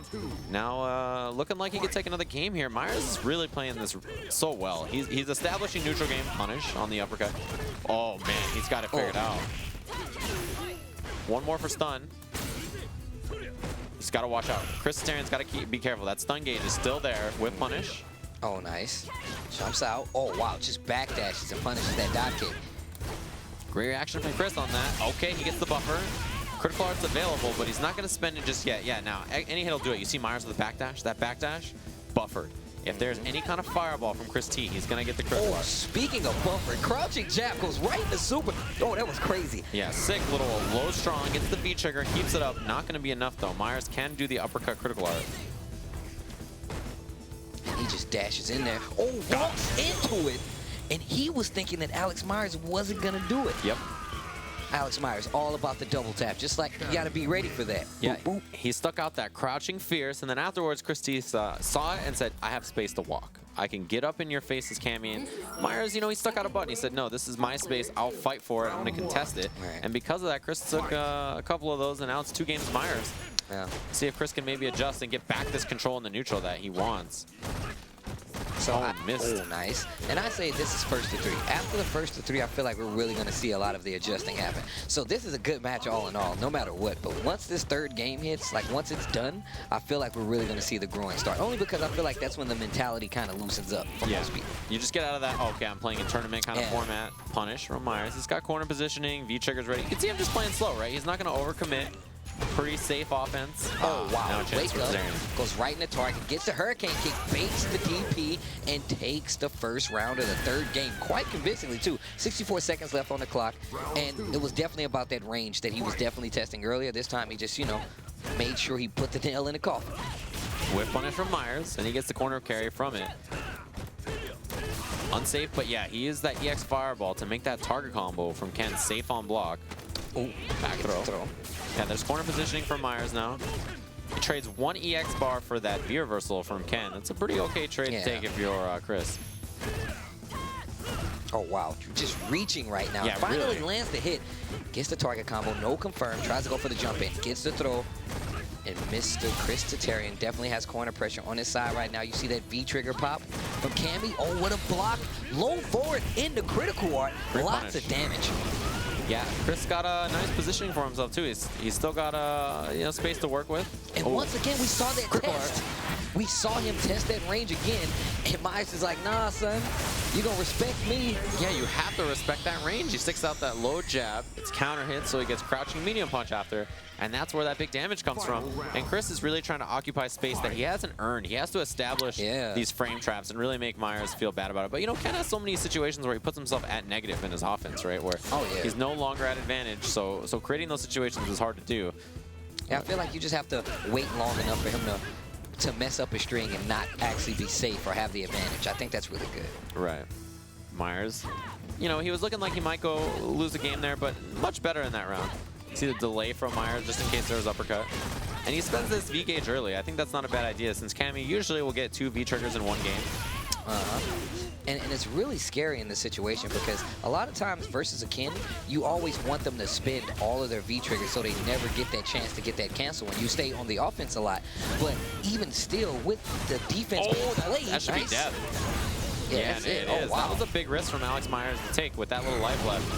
He's building on a second V-trigger and everything, but Chris, clutch block is going to get himself the game, and that's the kind of decision it comes down to. You know, you saw it in that last round, there's like, what, 5, 10 decisions about what the different defensive options are, what are you going to do in your spacing. All of a sudden, you're just one uppercut, and you lose that nice 40% for it.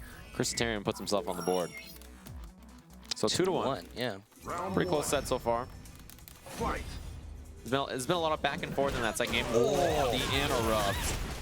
Right in the middle of that V skill. Nice. Yeah, you can't get away with that. Big uppercut. Seems like Chris more comfortable. Yeah, dash from Myers. Crouch, jab, dash up, crouch, jab, strong.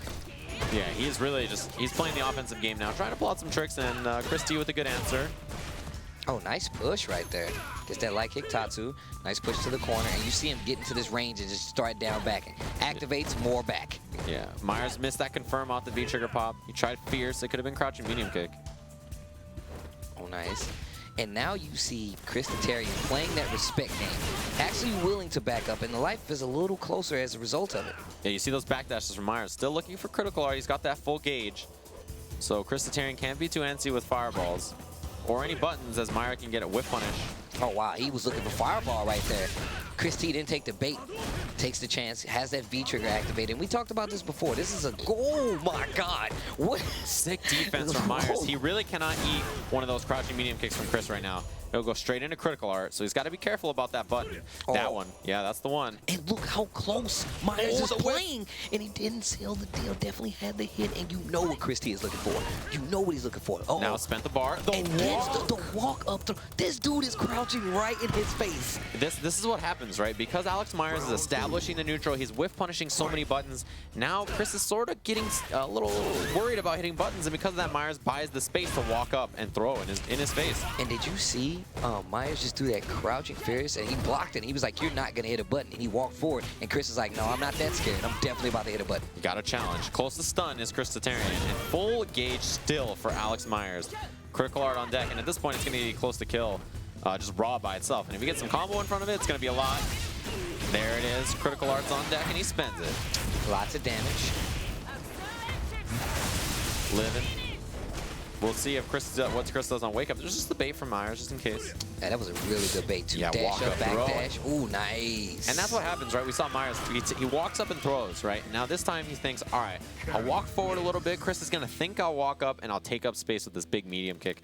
And that's what Myers does. He's doing a good job of mixing up, you know, taking control of the neutral with buttons, but then suddenly moving forward and occupying that space. That little grounded footsies that are so close, it's really tough to play that kind of spacing game. You have to be really comfortable with it, and Myers is certainly comfortable with it. This is a big punish. Nice, gets the Tatsu, keeps that screen right behind him, has great positioning right now. Chris T with awesome buttons right here. Will stun. And now he gets the follow-up afterwards. Alex Myers lost a lot of life. And he's living by a pixel. But that'll do it, yeah. Just try to wake up button, didn't get it. And now Chris Tarian on the round. Pretty convincing one. Yeah, 75 seconds still left on the clock. Chris T did a great job that round. Let's see what happens.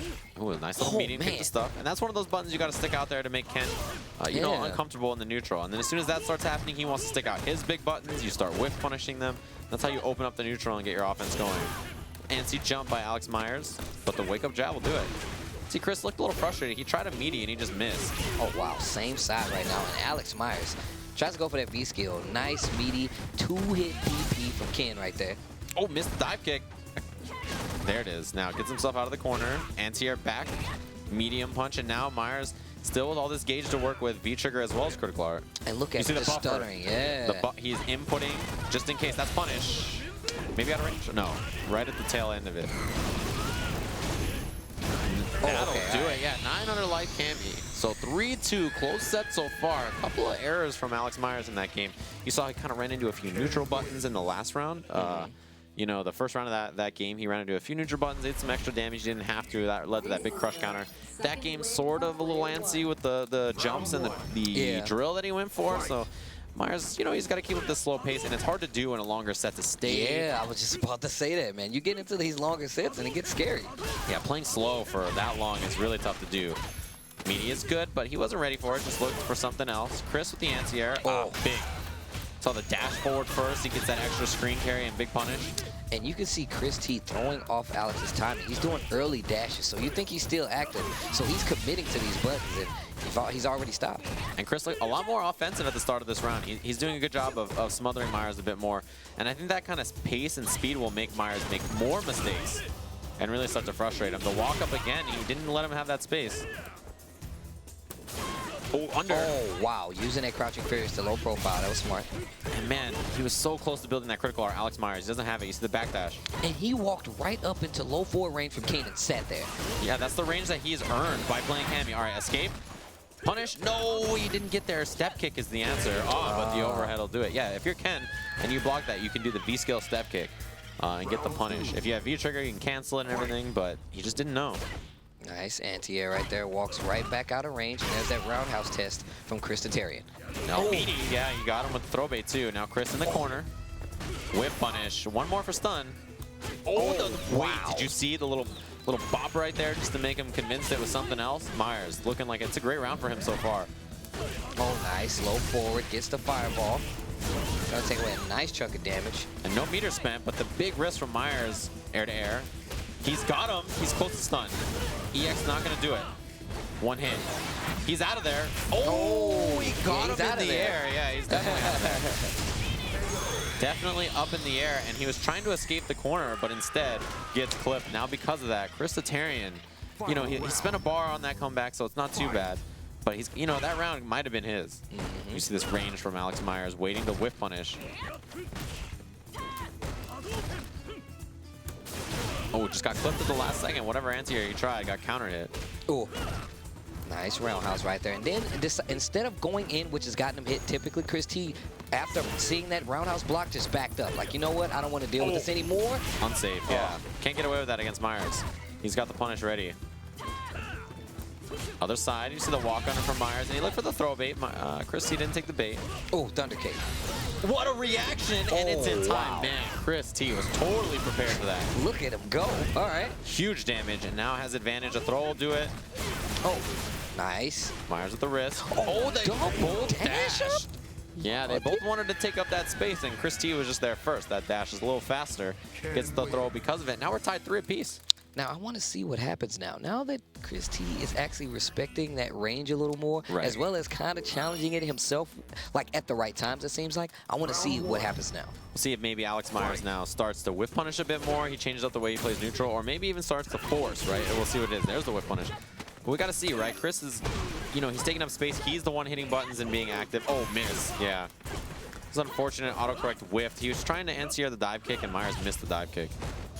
That can happen. Sometimes your opponent makes a mistake. That costs you. Yeah. That'll happen sometimes. Oh, big jump. Wow. Pops it. And he gets the back throw. Yeah.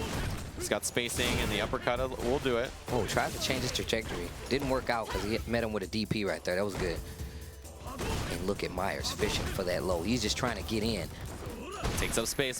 Back throw crush. Counter. Crouching fear still gets reset into the hit, but no confirm from Alex, who could have took it. He just did it, yeah. And now it worked out supremely in his favor because now he has no meter heading into the potential last round of this match. Yeah, and you know, he was looking for that hit confirm on that low medium kick. He just missed it. He thought he saw the hit. It wasn't there. Now because of that, he lost a lot of meter, and the uppercut. Yeah, Chris will do uppercuts, and I feel like in situations where he feels like he made a mistake and he wants to retake the match. Now, Myers getting hit a few times. Takes back offense. Nice, finds a hit. You're right. He seems like he gets so much more aggressive to fix what he did wrong. Oh, baited the throw, but he didn't complete. He had so much resources too. That crouching fierce will definitely be critical art if Chris walks into it. And backdash too. Backdash is buffering critical art just in case there's a fireball or something from Chris Darren. And he is playing really scary because he's walking into that range and still throwing out buttons, and and he's getting whipped by it. Oh my, they just walked up right in each other's face. And that space being taken up, you got to expect buttons soon. The throw tech OS is not punished. He's getting dangerously close to kill range right now. And look how Bravey is dashing into him. Yeah, you got to expect. That's going to be the round. And he saved all his meters. And like you said before, sometimes the opponent makes a mistake that actually messes up your plans. But right now, he's definitely keeping him alive right now. Yeah, that was a big miss from Myers. Not sure what he tried. Oh, unsafe. Does not spend critical art yet. Oh, big. Yeah, he went all in again. Spent a bar to keep himself safe. See that great damage Chris has at the top from those crouching fierces. That's going to add up. Still there. It's a pretty good amount of gray damage. Oh, Chris with the dash in, trying to cover the space. Oh, wow, those trades right there. Yeah, and Myers, you know, he's not preemptively hitting enough buttons to stop Chris from dashing and taking up space. He's kind of playing it slow, drill, and he gets the corner push after this. Oh, wow, he was really wanting that hit. Finds it, and that's going to be critical art this time. Yeah, spends it. It's the critical art immediately. This is good damage from Myers. It puts him in a pretty good spot in this round. We'll see what Chris's option is. Oh, wow, Throw tech dash OS. up, nice. See Myers with the buffer. He's waiting. He's looking for anything in neutral here from Chris. He can pop. Yeah, he pops the trigger. And he never plays that range when he doesn't have super. Like, he won't play that range unless he has super because he's comfortable playing the whiff punish game with Chris T. And that's crazy how many times we've seen him confirm crouching low forward in the super. Yeah, but big jump. The hit. Yeah, too much recovery on that fireball. Myers finds the big jump over it. Takes the lead in the set again. 4-3. Been close so far. Oh yeah, you see that Myers wants a mini. He wants to think about it. He hit him with the double. Yo, just in case you thought you didn't see me, I'm gonna put my hand up again. Throw him the hand. All right, I'm ready now. Now you can finish letting me beating the crap out of him. Let me take it to you, air to air from Chris. But yeah, since he hit it a little while rising, Alex Myers actually turned out to be advantage there. So it was the while rising 4 actually. Oh, we got him. Already stunned. Gets a little meter. The double knee hike. All right. Yeah, and one more combo will kill. Oh, if that was confirmed, it would have been death. No anti-air on the Tatsu. It's tough to do. And we've seen Chris make crazy comebacks from this situation, and not today, sir. Not today. 6-frame fierce whiff punish. Boom from Alex Myers. Slugs him. And that was great. That was that fierce that, you know, stuck out to intercept that roundhouse that he hit. Oh yeah, Myers is entering the matrix here. Yep, he's in the zone. Sometimes in fighting games, people think they're Neo and they just stop moving because they're just like, yeah, I can see the frames. Yeah, and then we're like, what is he doing? And he's like, I'm starting to believe. And, yeah. You know, yeah. we know and then they get hit by a bunch of stuff. Yeah. Usually that's how that goes. Well, the big uppercut from Alex Myers spends the resources against Chris T, and he gets a nice chunk of damage for it. Meaty pressure. Oh, nice dash up. Still finds the hit. Pops trigger. Does not use the rest of it. He wants to finish it on this next mix-up. Trigger pops. Oh, if that had been confirmed, it would have been the round. Oh, wow. Burns the rest of his trigger, and you just gave Christie a chance, and he takes the life lead. Just barely, but he has it. Oh, out of the air, and he waited for the uppercut. It didn't come. He gets hit in the block string. What a block from Nice block Alex. on the thunder kick, dashes up, crouching forward kick from Cammy.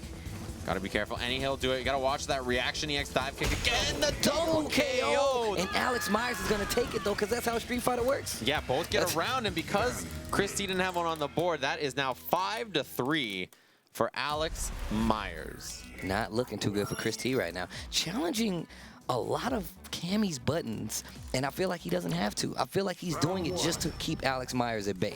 Because if he doesn't not contest, then Myers is gonna try to run all over him. Yeah, Myers is doing a good job. See, he's switching from whip punish mode to now I hit buttons and I'm being aggressive mode to let me dash in your face and throw you, or stuff like that, right? There's all these different options that Myers is switching to in the neutral footsies that Chris is having trouble dealing with all of them.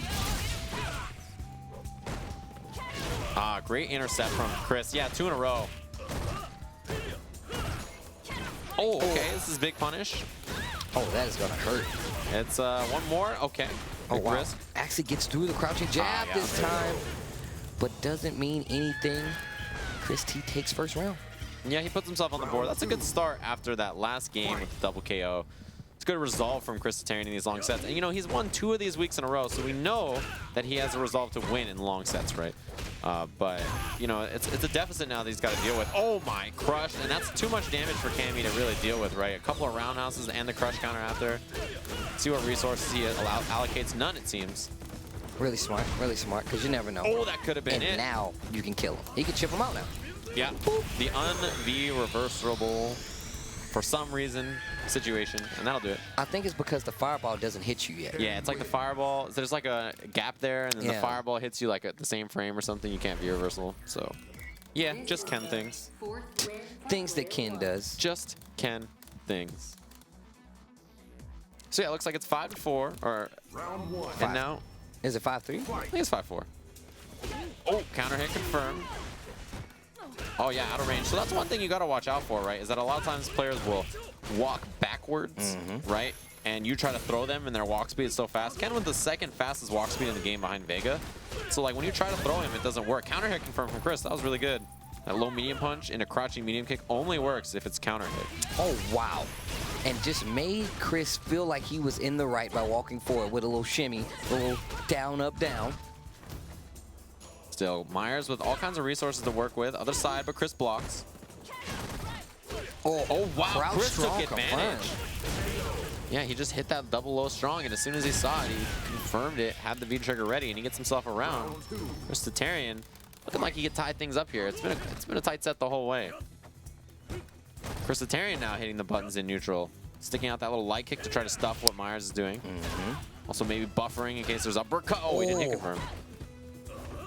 Yeah, you're right about that. That standing light kick really fast gives you a nice little tempo. See if they're actually hitting buttons in between, as well as it recovers fast enough that like it's really hard to whiff punish. So. Yeah, so you hit it a few times, then you walk back, and then you whiff punish, just like that. That's what you want to do. You hit the stand light kicks to make them hit buttons. Offense now for Chris. Oh wow. Another throw. Dash up throw? Still has positioning, but the uppercut critical art again, and you see the look on Chris's face. He has a little wry smile forming right now. All right. Oh yeah, baited the throw, but Chris didn't take it. Oh, no uppercut from the Myers. He just wasn't prepared. Oh, nice dash up. Wanted him to hit a button. Wanted that counter hit. Oh, speaking. Yeah, great defense from Myers. It allowed him to get that hit. Oh, no uppercut from Myers. He just stayed blocking. One more hit'll do it. Those medium kicks are real dangerous now for Chris. Yeah, and he's switching between crouching and standing medium kicks just to see if Chris T is going to walk in between one of them. Yeah, unsafe sweep. And you can see Chris T getting quite annoyed. Yeah, he's got full resources though, so he's got to try to stay calm. Yeah, that's not the kind of start that's going to work out for him. Myers playing it slow on the ground so far. As he's been doing, right? He switches between whiff punish mode, where I wait for you to hit a button, to I'm going to be offensive. And now it's my turn to, you know, stick out 3-4 fierces in a row, just like that. And do you see the spacing on those crouching fierces and standing fierces from Myers? They're so good. It's right at that edge of it. Yeah. Oh, just took the risk after. Yeah, that is negative. Okay. Finds that target. Maybe the risk now is working out. Critical art confirmed. Not dead. Still really close to stun because he's not going to build any. but this is definitely a bad situation for Alex Myers. He does have full resources, though, so who knows? And we've seen him make some crazy comebacks just by finding those hits. V reversal from Chris. He wants that tempo back and the thunder kick. Yeah. Tons of great damage on Myers' side because the V reversal, of course, adds great damage. That temporary damage, if you get hit, you lose it. So, of course, takes advantage. We're tied in this set, 5-5. So, you know, going into this is a long one. We'll see. You know, we had a couple of close sets, right? Last week, Chris T and Samurai came down to the last game as well. And so that resolve is going to be important. You know, we know that Chris T has it, but it's whether Alex Myers does. Yeah, like we said, this is an endurance test for the most part. And they're already 10 games deep. And the next person to win another 5 games, they're going to take the set. But like I said, you have to get to those 5 games and play soundly and smart while you're doing it. EX dive, yeah, and the V reversal from Chris to get rid of that stun gauge and remove some stun from you, as well as, you know, gains yourself some space. Right. Oh, no anti-air that time after the backdash. Oh, wow. Roundhouse. There it is from Myers, and he can spend EX after for a bit of extra damage. That was really smart. He didn't have too much V trigger left anyway. There's DP to meet him in the air. Another one, yeah, a little antsy on the jumps, and now Chris with the positioning. Oh, he chased it! The chase down. And EX afterwards. Clever Chris girl. T, the fake. Oh, tried to hit him with the fake, and it cost him the round, trying to show just a little bit, and that's what happens. He was waiting just in case there was uppercut or something like that, right? He was just faking him out, and Myers with the throw on wake up. Tried to hit him with the legendary skill passed down through the Tatarian family for years upon years. The House Tatarian's secret bloodline oath. Yeah, His special man. move. Oh. Showing him his visual prowess. Oh, he missed. Yeah, throws a little early. Crush counter. We've seen that a few times from Myers, and that's one of those uppercuts that comes from the heart. He meant that. You know deep in your heart that that's probably not going to work, but you just got to do it. You're just so in that moment, and because of that, Myers gets the game. And goes up 6-5. Yeah, gains the lead again right after Chris got a couple of games. He won the last 2 straight. Now Alex Myers puts himself back on the board. And he's a legitimate threat here to be a new king of this hill, right? Oh, yeah. I mean, but we saw this last week from XSK Samurai and failed just shy.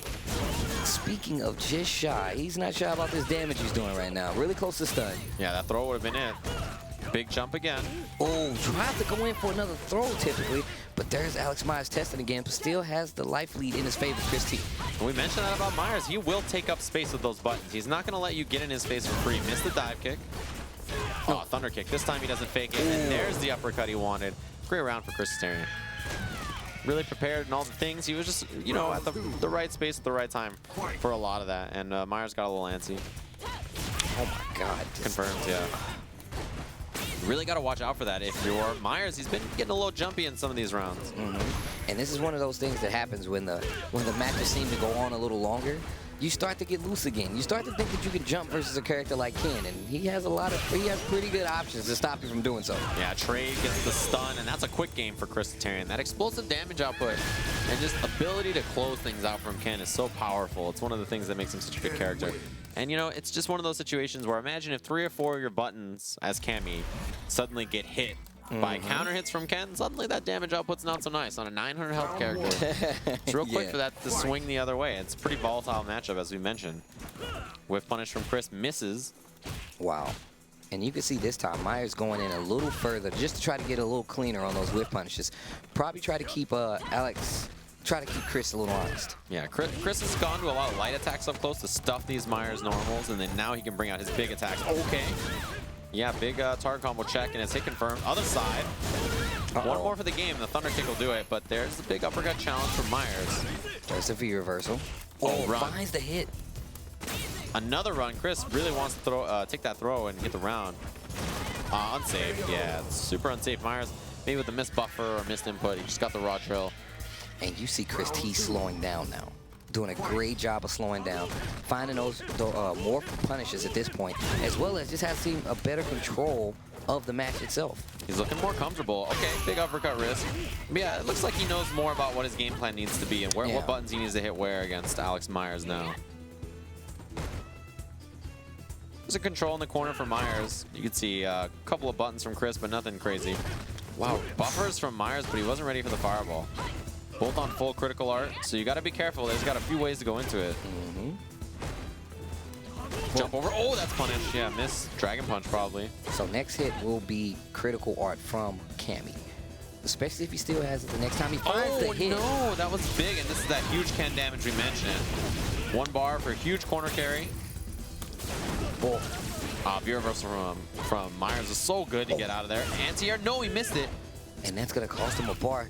It was probably supposed to be EX uppercut. Now, Tyrion in great positioning. EX The low. Tatsu meets in the air. And that's not enough. He didn't have the EX. Myers pops Activate. it. Oh. Oh. No anti-air, but Get the the back throw, and with that it- gray light, that's why he yes, died. Oh my 100%. God. There was that sliver of gray life that made it enough last round to see who can go up 7-6 in the set. Nice anti-air. Again, Myers, he's trying to get that hang time with the dive kick to get around it, but the jumps are a little antsy. I like the jump hurricanes now from Chris. That's a new thing that he's doing to get through those fireballs with punish. Oh, with the wow. wave. And you saw what he did there? He saw that he couldn't hit a button on wake up, dashed up, and he just used it to keep that space. Gets the throw. And Myers is so good at this throw game, baiting the throw. Man, yeah, the jump Tatsu is so important from Ken to get around anti-airs. Nice double back dash there from Cammy. Yeah, Cammy does have V-trigger, so you gotta watch that raw pop when he sees a fireball. And we saw what happened before. I know you're like, hey, why isn't Chris T throwing fireballs? Oh, the counter hit confirmed. No, he too missed. far. Yeah, you can confirm that counter hit, crouching medium punch into super, but he just did a little too late, and because of that, Myers goes up 7-6. See, I'm looking a little disappointed there. I mean, he had the right idea, right? That was what he was looking for, that counter hit into the confirm. Just a little slow. Now, 7 Myers, 6 Chris Tatarian to see who's going to be the champ. Again, Chris T has been undefeated so far. He has won so many first 10s. And Myers could be the one to do it. We mentioned his tournament record against him is very strong. In this exact matchup, low forward again from Myers. Yeah, he really wants that crush counter, right? He does that crouching short or standing okay, and he does the roundhouse after. And another bait. That'll be the stun. Man, what a round from Alex Myers. Not dead yet, though. Chris still has resources to work with, and Myers cornered himself.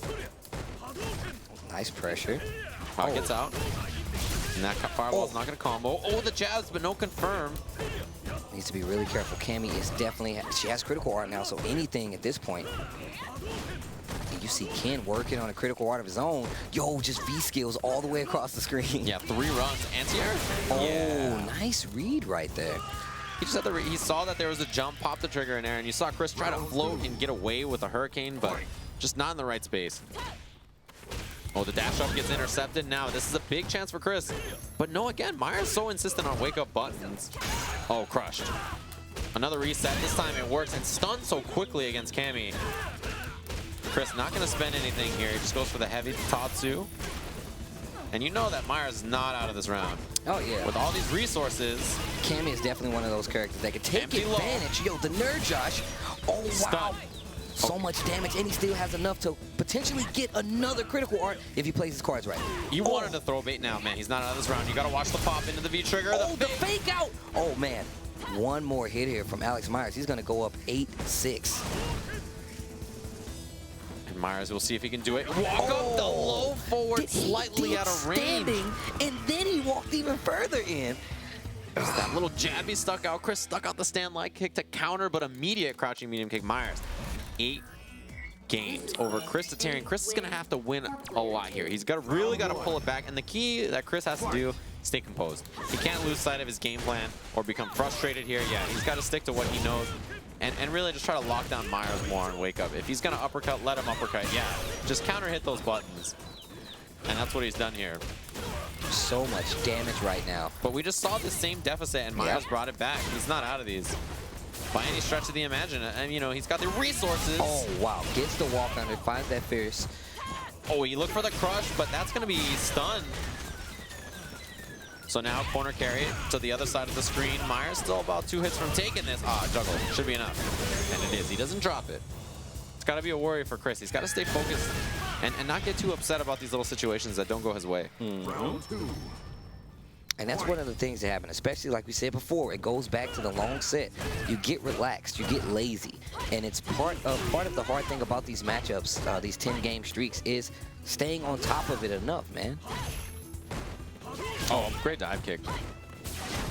Those are the dive kicks and the jumps that Myers needs, right? He's done a few where it's kind of high and it's in neutral. You don't want to keep it close. You want to keep it tight, where it's harder to react. Chris T with the throw. He's got positioning now. Tatsu, and that stun should be the game. Yo, Chris T brings back a confident match. Yeah, Myers, he had some trouble there. You know, I think Chris T was not afraid of the uppercuts from Myers. He stuck to the meaty pressure, and Myers was sticking to, you know, wake up buttons or wake up throw and stuff like that. And it didn't work out for him. If you're insistent on these wake up, you know, things, just do something on wake up. Sometimes it'll get you caught if your opponent catches on. Not a lot of dragon punches for Myers that game. Oh, okay. It's that low medium kick. And this is that range that's so scary for Chris, right? The buttons at this range, it's real tough to tag Cammy, although she has great standing medium kick, crouching medium kick. Ah, big roundhouse, juggle. Corner carrying damage. So much damage. Oh, man. Gets the the back throw throw. out of the corner. Yeah, he's close to stunning now, Alex Myers. He's still keeping that stun gauge up. Oh, Overhead. gets hit by the thunder kick. Oh, what a block. Yeah, and that'll be the round. He gets to build some extra meter. Back throw for max meter gauge. And Chris Satarian, clean round. And we see Chris Tatarian playing a much more patient game this time around, getting a bunch of those crush counters on those DPs because he's just waiting just a pinch longer than normal and not getting in. No anti-air from Alex Myers. There's been a few of those that have got out of his way. Gotta wonder about that, the buffer.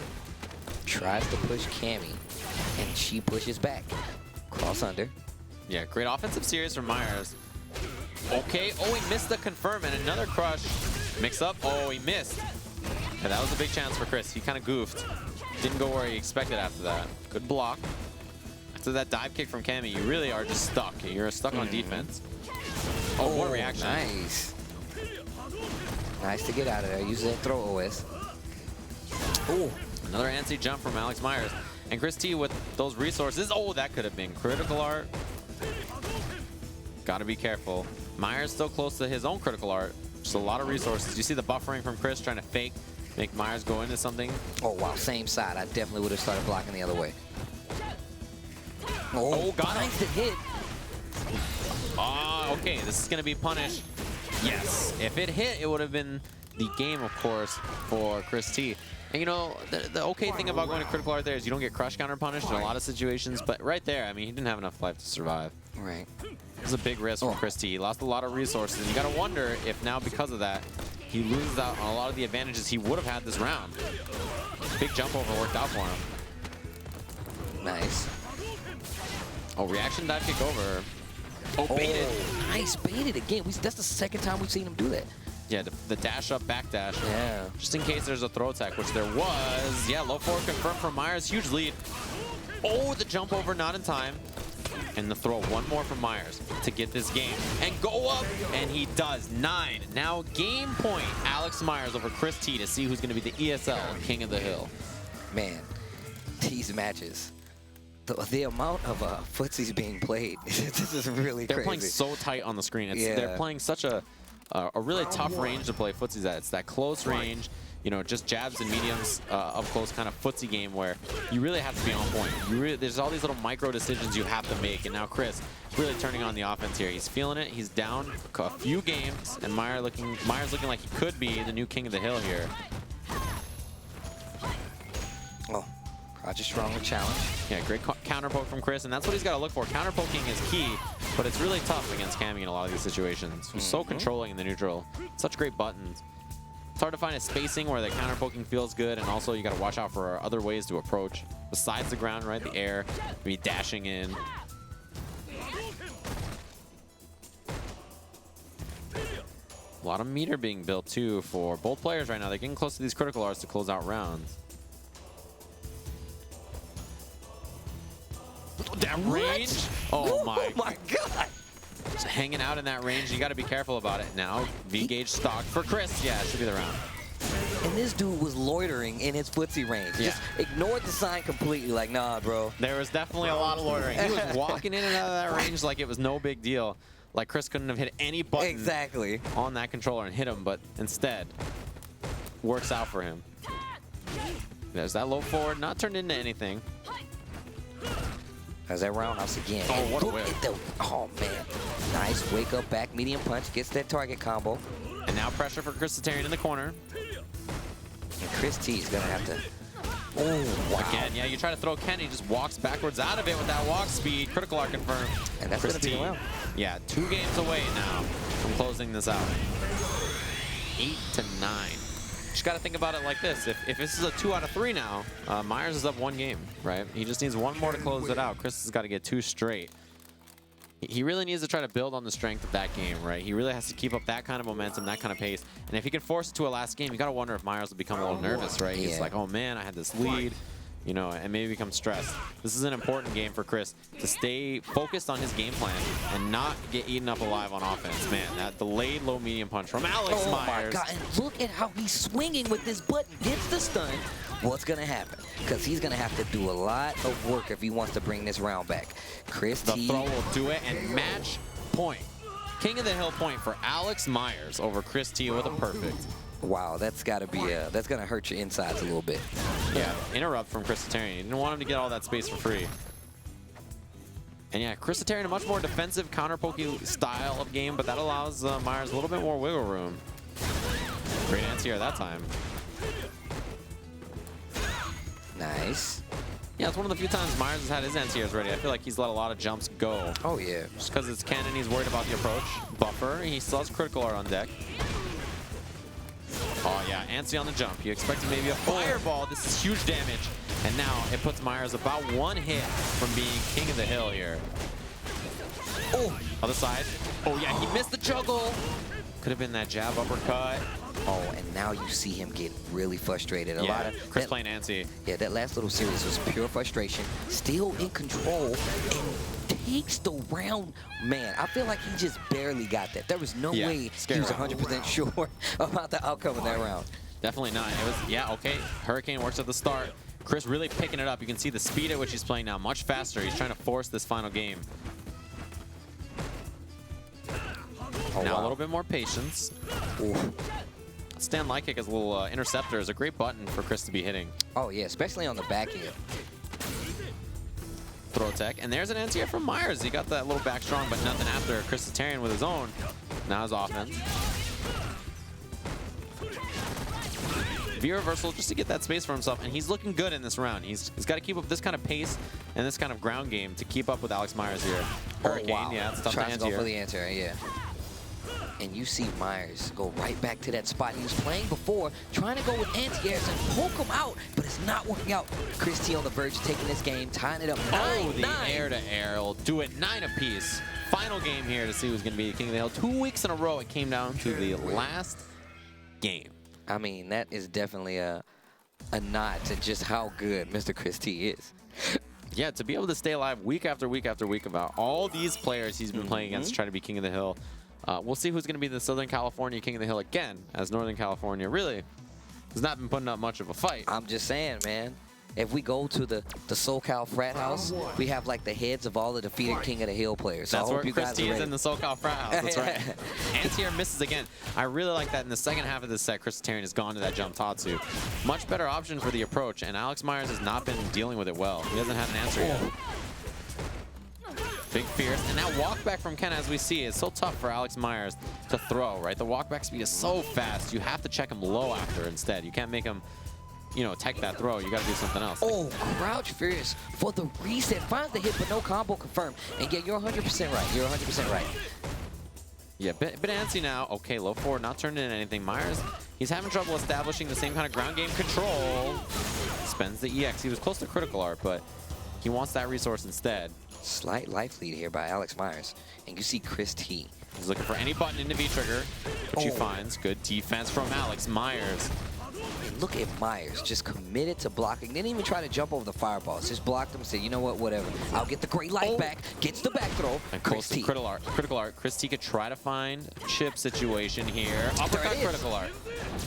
V reversal, he just Goes built out it. of the way. Oh, No anti-air, yeah, he was scared of the Tatsu. and no No life. anti-air again, Oh he my God, finds interrupted. the hit.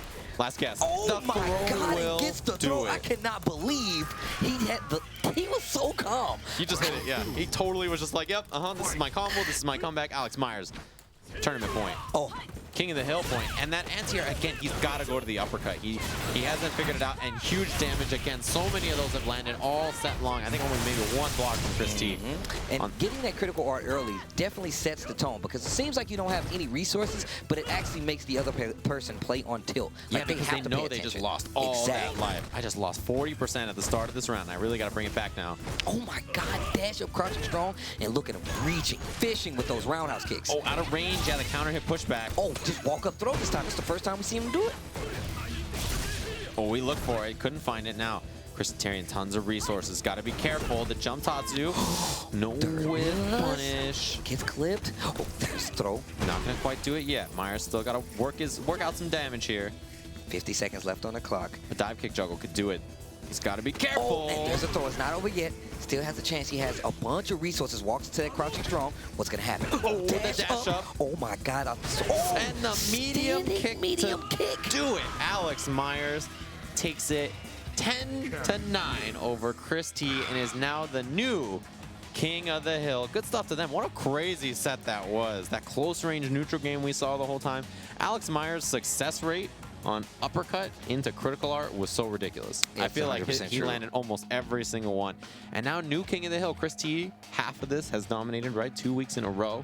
We got King of the Hill, but a new one. Chris T goes down to Alex Myers, who's the new King of the Hill, the new champion. You can see there, gets the W and is now King of the Hill. He'll be coming back next week to try to defend his title against, you know, some more Northern California and Southern California players.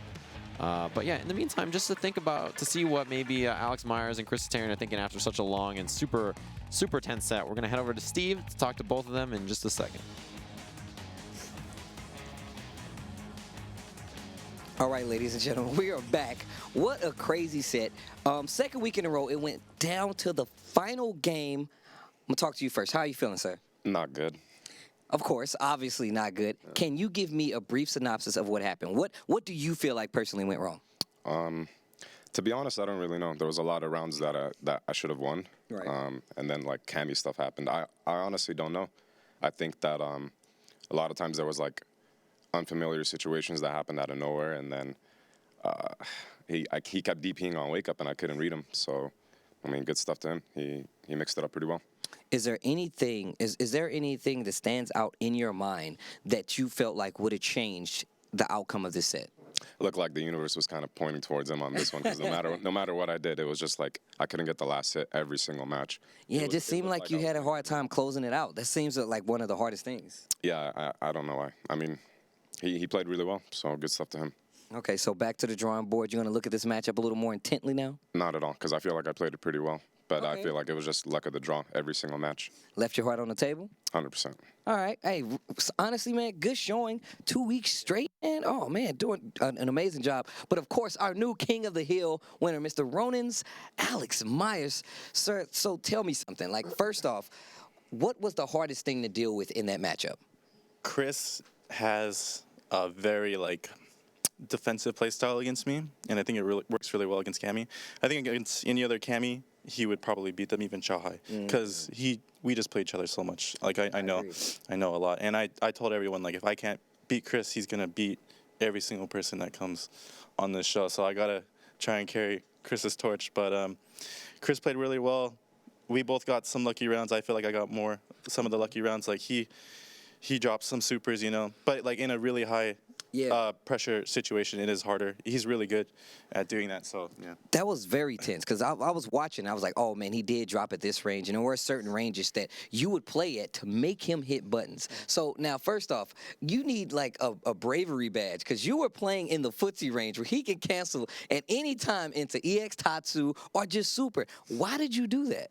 Because then he knows like that I'm gonna go for dive kick or something, so I have to do something to scare him. And then one thing I also picked up on was when he had so much meter, like he's like fishing really hard, you know, so that's when I chose to pick my spots better. Like I was trying to, you know, bait the aggression sometimes, and I feel like that kind of helped me. And he also, there was a point, I think second to last round, he did DP super when he didn't think I had V reversal. I think I just got it. You had just got it. And I got him. Built it. Yeah, I think that really ended up going.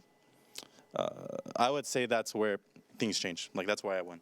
Okay, so if you had to say, let's just say we're at the house, we're all chilling, hanging out, eating, and that set was finished. You're like, man, that was a crazy set. What would you tell Mr. Chris T to what happened to change it? Like, what specifically did you do that you felt like was the difference in this set?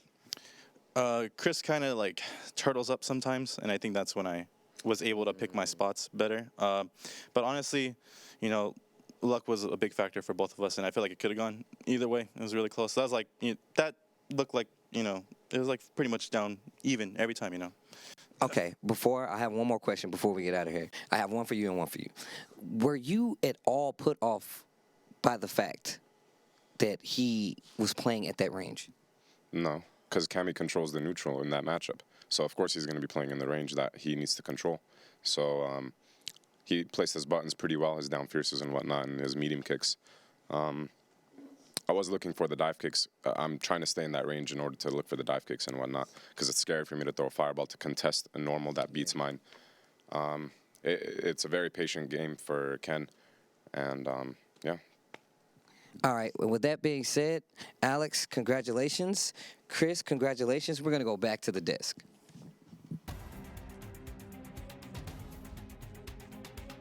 All right, everybody, we just saw that fantastic first to 10, but look at our new competitors who are going to be coming down next week. Newly NorCal transplant K. Brad from Evil Genius. K. Brad versus Christopher G. Chris Genius himself. Two geniuses throwing down. It's going to be likely Cammy versus Guile is what we'd expect for Southern California to round things off. Of course, the winner of that set will be playing against Alex Myers, who is the new King of the Hill, got himself Controller Chaos Stick as well as 500 Smackaroos. So the mantle has officially been passed. Alex Myers is our new ESL King of the Hill winner this week. And of course, we have two new competitors, as Jam just said, who will be joining us next week. Yeah. It's been really interesting so far, right? Because we had a lot of Southern California players doing really well at this. Yeah. And, the next few players that come up are kind of transplants to the area. They're not native to Southern California and Northern California, but they're taking up the rivalry. Well, that's going to be more interesting, Yeah. So it's going to be a really interesting, set, and I'm really happy with the players that we've had so far. It's been really good. I like that Myers mentioned that he feels like if he didn't beat Chris would have beat everybody. Yeah. That's a really interesting statement, right? It's a lot of confidence. That is a lot of confidence in Chris Tarian and himself that maybe he could take this set.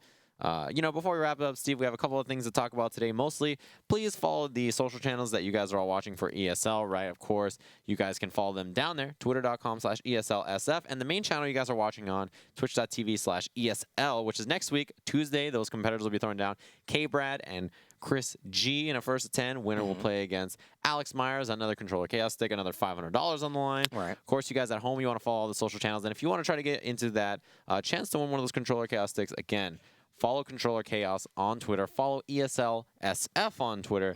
Get your chance to win a lovely fight stick that Controller Chaos is putting together. A special edition. It's got its own fancy art on it. It's got the fancy decor. It's a PlayStation 4 stick. It's pretty nice. And it's not even like the bad sticks. It's the stick that you can play on. You don't have to worry about the paint or anything rubbing off. It's a great controller. Super fancy, high quality stuff. Of course, there'll be the Ultra Chen show tonight if you want to tune in and see more of us. Twitch.tv/UltraChenTV. We're going to do a show. It should start about 8 o'clock-ish 8 Pacific Standard depending Time. what time we get there. That's like 2.5 hours from now. Myself, you, Ultra David, James Chen, we will be talking about all things fighting games, including the Street Fighter set you guys just saw right here. It's been a lot of fun, an absolute pleasure to be here with ESL, you guys all day here in the Burbank studios. ESL put on a super fun event, super great games. Congrats to the competitors, and we'll see you guys next time. See you later. Check out this Controller Chaos ad.